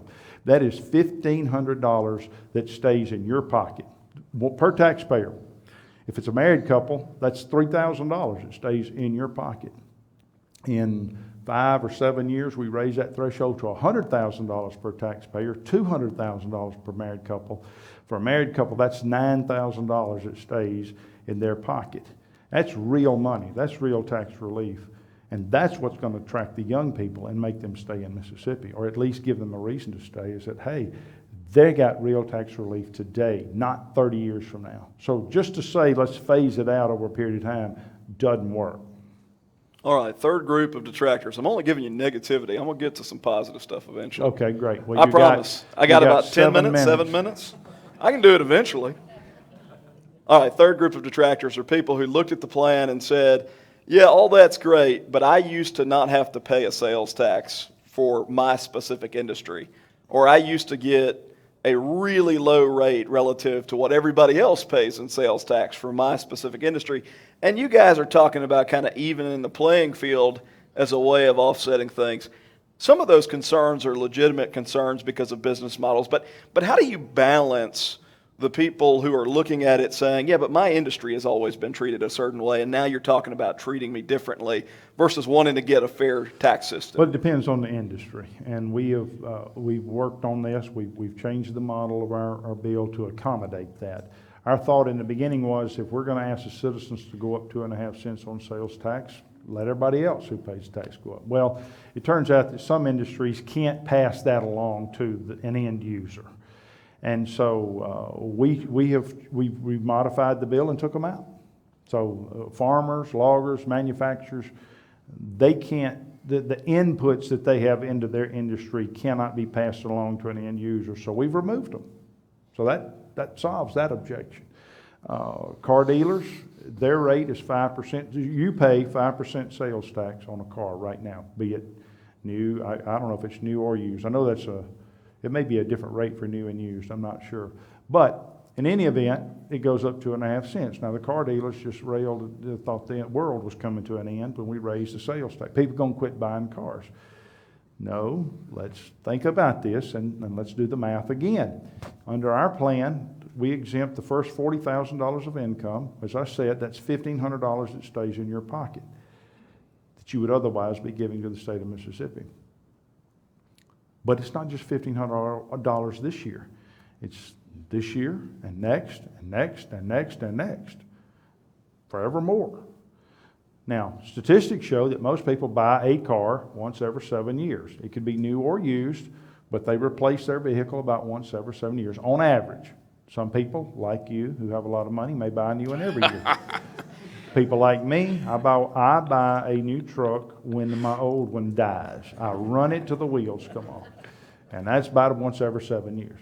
On average, people buy a new vehicle, a vehicle, be it new or used, once every 7 years. Now, by increasing sales tax on a car, 2.5 pennies, on a $20,000 vehicle, the increase in tax is $400. Now, I would argue that a person that's willing to pay $20,000 for a new vehicle is not going to walk away from it because they got to pay an additional $400 in tax.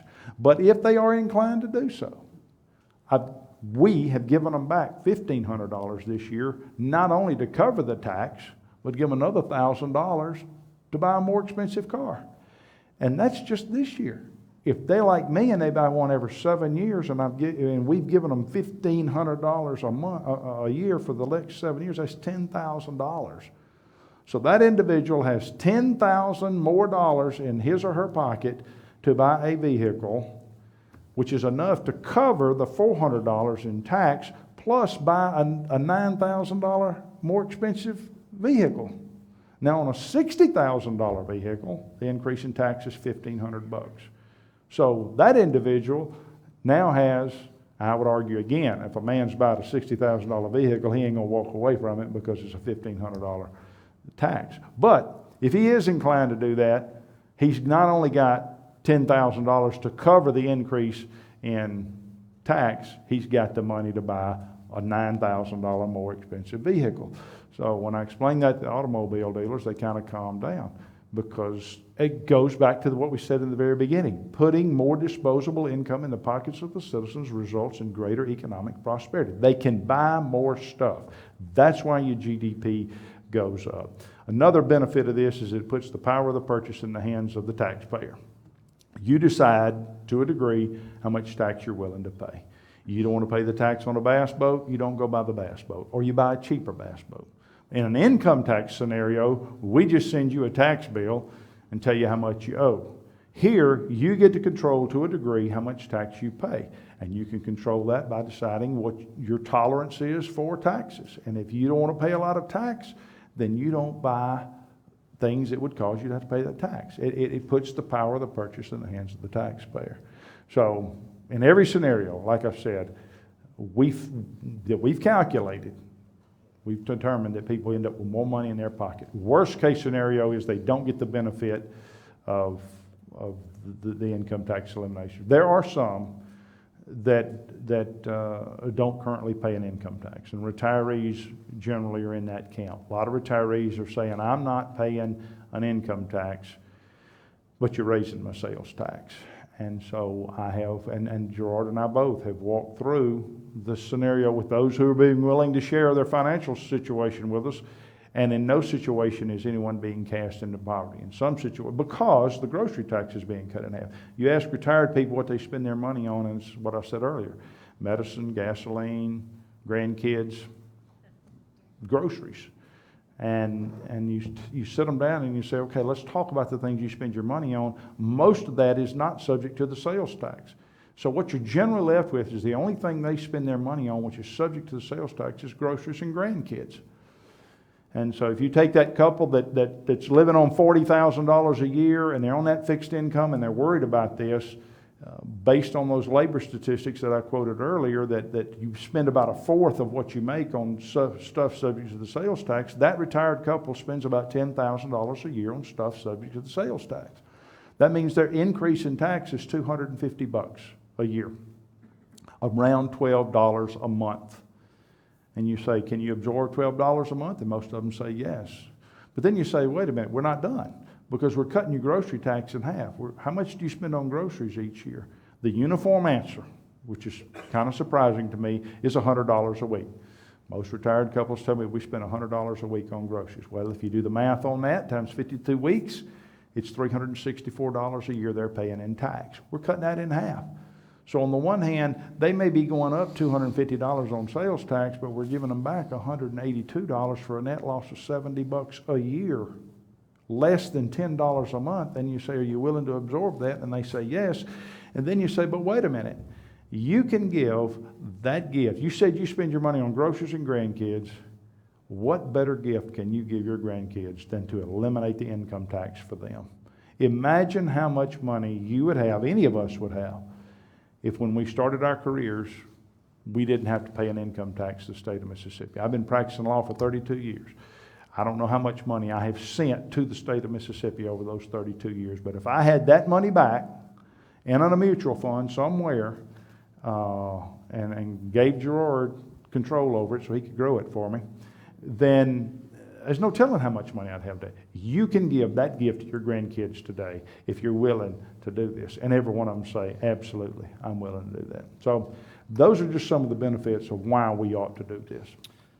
So I want to sort of summarize the bill, and then I want to ask you a question about it. Okay.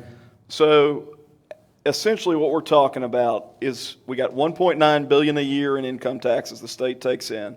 We're going to cut 1.3 of it, basically first year, and we're going to offset that with sales tax adjustments. Right. And then the other $600 million is a cut that gets funded by growth over 1.5%. So any growth that occurs over 1.5% funds a $600 million cut. Is that an accurate summary of the bill? Phases it out over a period of 10 or 12 years, yeah. Okay. So here's the question. Politics is the art of the possible, right? You've already talked about some of the compromises. People brought information to you. You made changes to the bill. There are some people who have looked at conversations around the income tax and the elimination of the income tax and thought, well, that's great campaign fodder, but this is not something that can happen.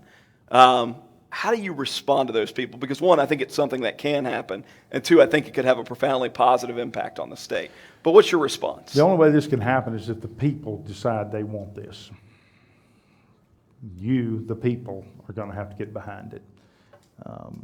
We brought this out of the House. We worked hard. Our former law partner, Trey Dellinger, who's over here somewhere in the dark, he's a genius. He's the smartest man in the room, by the way.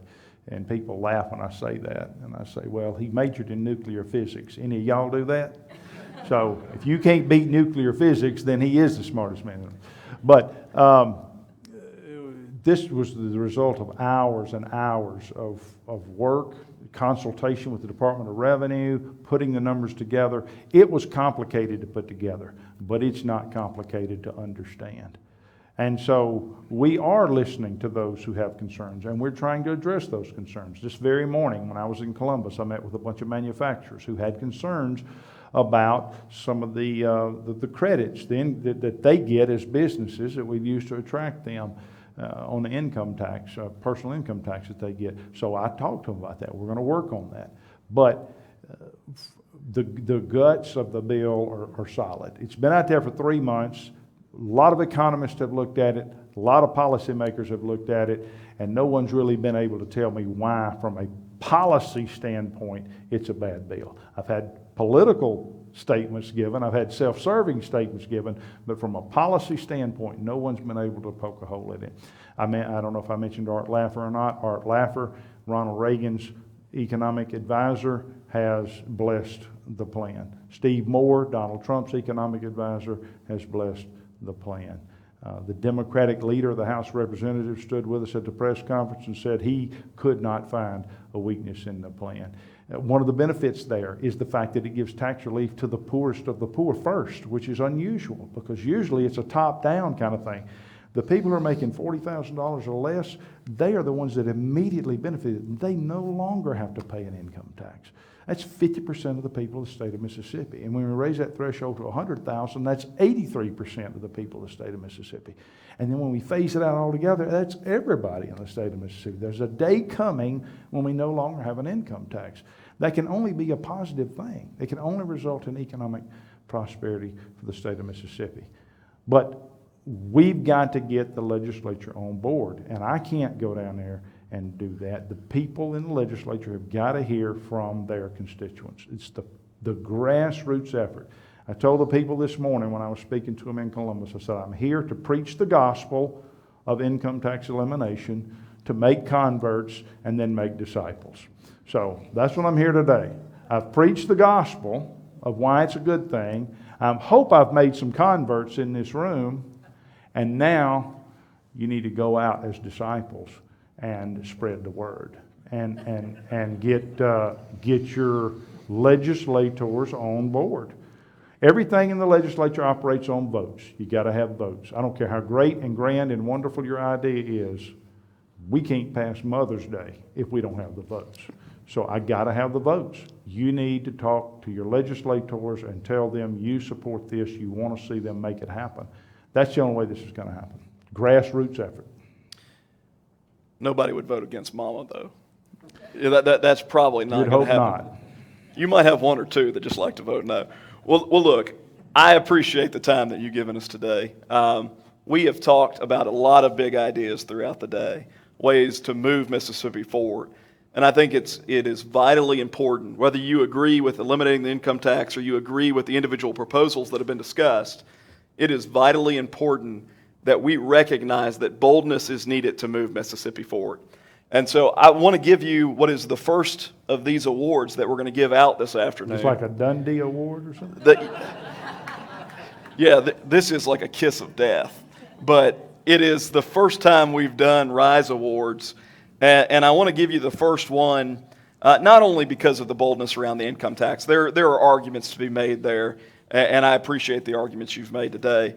But boldness on occupational licensing reform, boldness on expanding access to health care, just across the board this year, being willing to stand up for criminal justice reform because it was the right thing to do. You've shown real leadership, and so we appreciate that. Well, thank you. And That's wanted very kind to of you. present you with this now smudged up piece of glass Got your fingerprints that have my all over it. fingerprints all over it. But thank you for what That's you've very done. kind of you. I appreciate that very much. You're very kind. A hand for the speaker. Whoa. That's how you end a program. We are going to give awards to others as well, though, because it's not just the speaker. It's not one person in the legislature. There are a lot of people who have done remarkable things over the past year to show real leadership. And we're doing these RISE Awards in a different way than what Empower has done political activity in the past. And so really our approach is this. We want to find people who are willing to champion transformative ideas. And those people can be Republicans, they could be Democrats, they could be white, they could be African American. It doesn't matter. We want to recognize people who are doing big things to move Mississippi forward. Some of those people are going to be people who don't agree with us on everything. That's okay. Because what we want to find are people that are willing to build bridges, who are willing to do the hard work to build influence, to actually get things done. It's easy enough to be ideological. It's easy enough to know exactly how you should vote on every single thing. But to move Mississippi forward, we've got to have people that are willing to see the big picture and strive for the big thing. And so with that in mind, these are the recipients for our RISE Award this year. Some may not currently be present. I don't know. I'll go through the ones that were present. I know it's been a long program. We already talked about the speaker. If Lieutenant Governor Hosemann had been here, I would tell you that there's no way that some of the criminal justice reform that was discussed on stage would have happened without his leadership. And so that really was a recognition there. Senator Juan Barnett, are you still in the room somewhere? Senator Barnett is left. No, he's over here. Great. Senator Barnett, if you'll come forward. You guys have already heard this man's heart, but I can tell you nobody worked harder this session to make sure that the parole reform got done. Give a hand to Senator Barnett.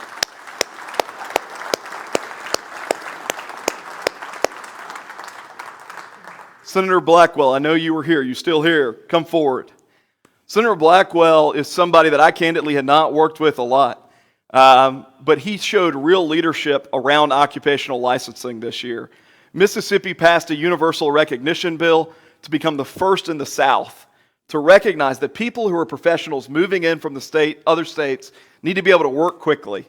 They need to be able to apply their services and supply goods immediately. Senator Blackwell worked on that. He also worked on expanding nurse practitioners' ability to provide care in communities that are currently underserved. And so that's why we're recognizing Senator Blackwell today. Thank you, Senator Blackwell. Senator Daniel Sparks is back here.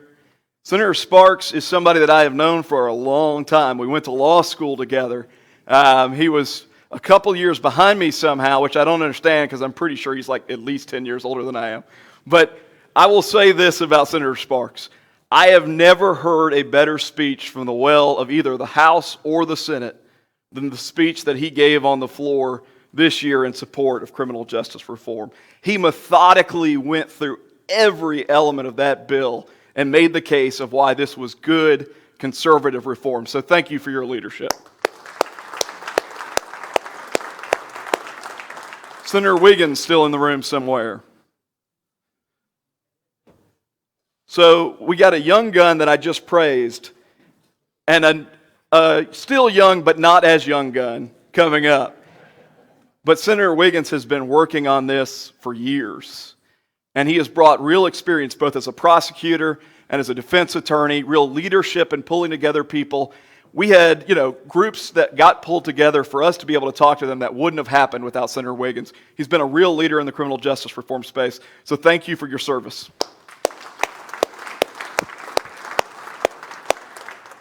Is Representative Rand still here? Much like Senator Wiggins, he has been on both sides, defense attorney, prosecutor.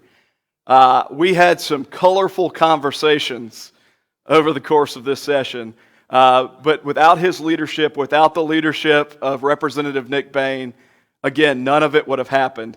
And it was great to work with Representative Rand and Senator Barnett, and their leadership was just incredible around criminal justice reform bills. Is Representative Jansen Owen still here? So Jansen is also a young guy. He's a first-termer. But across the board, whether it was occupational licensing or criminal justice reform or conversations around what tax policy or regulation should look like in Mississippi, he showed leadership.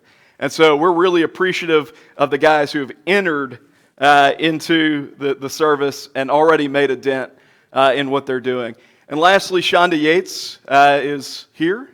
Shonda and I also have known each other for a long time. We practiced law together way back when. Shonda is a Democrat, like Mr. Barnett. We like everyone. I will tell you that what I saw out of her this session and what we thought was admirable was the ability to build bridges. And not to look at issues as a Republican or Democrat issue, but to look at issues on the basis of what she believed would help move Mississippi forward, create more jobs, create a more competitive work environment, put people first. And so for all of those reasons, she was our last recipient. But if you'll give a hand to this group.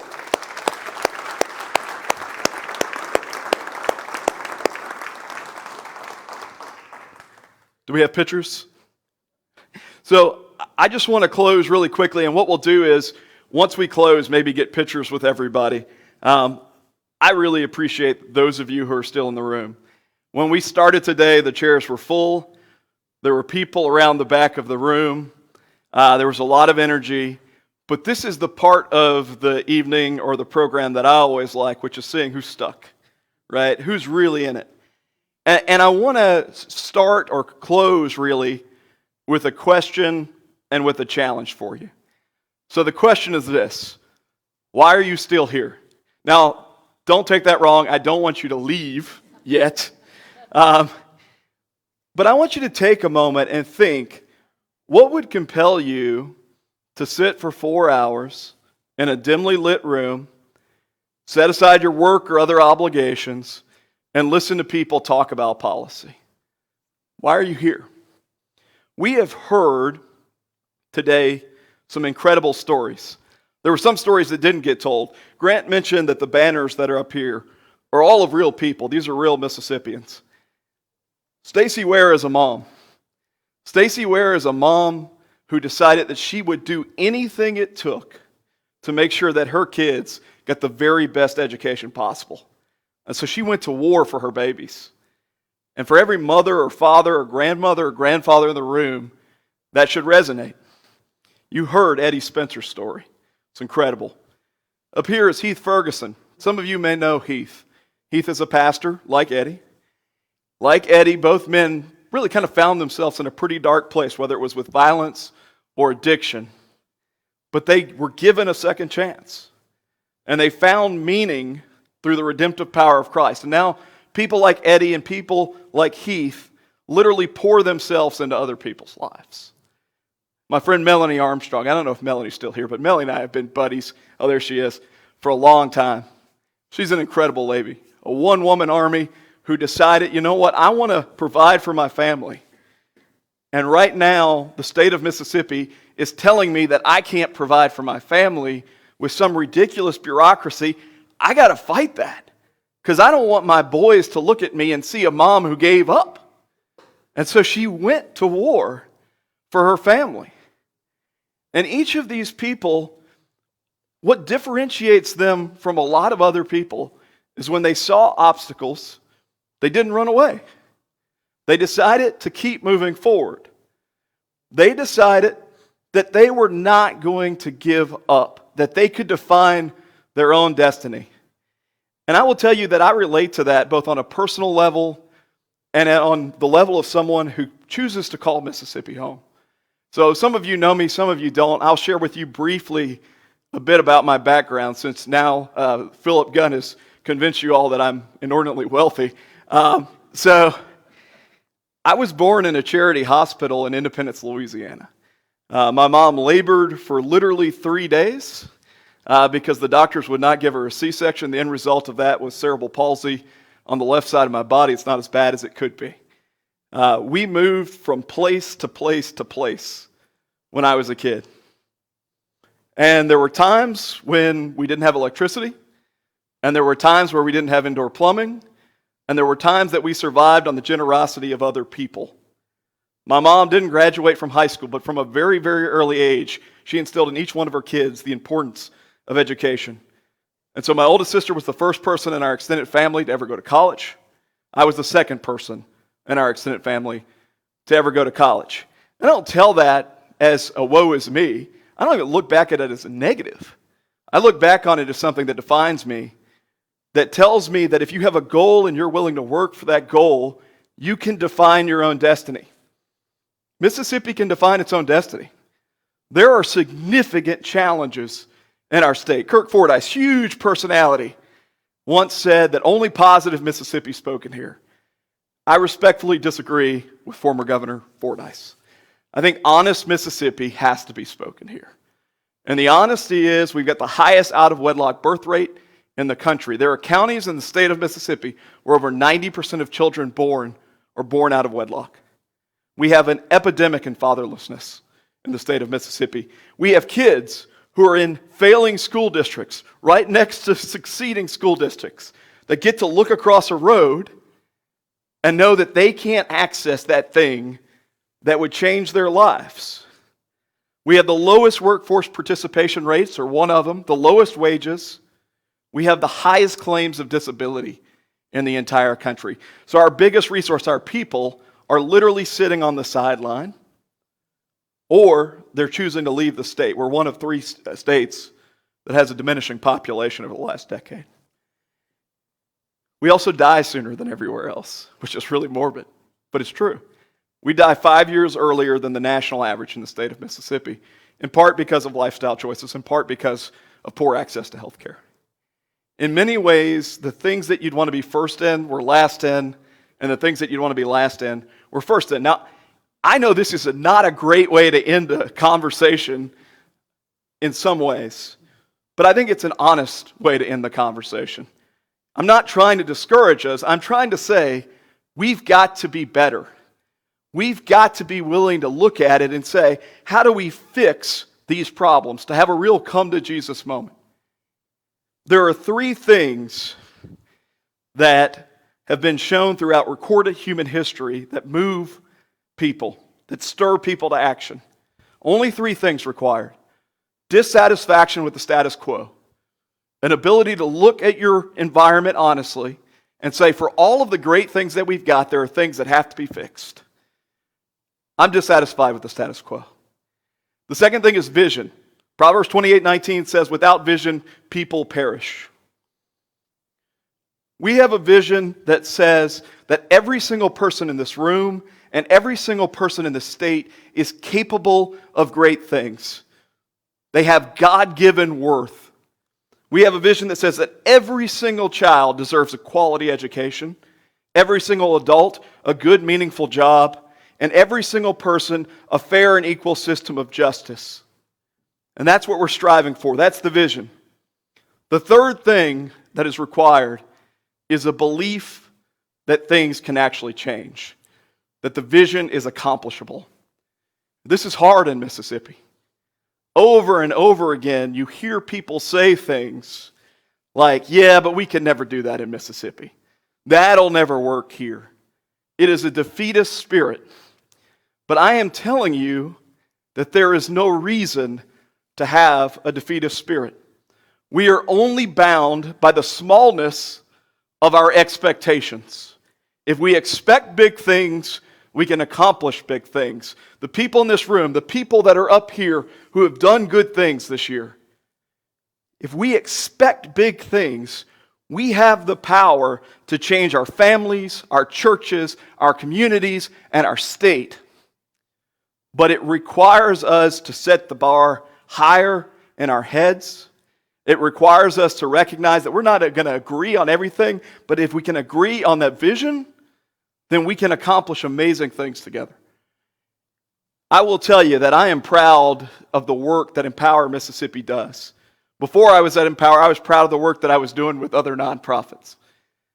But one person can't change the state of Mississippi. One organization can't change the state of Mississippi. But millions of people working together can absolutely change the state of Mississippi.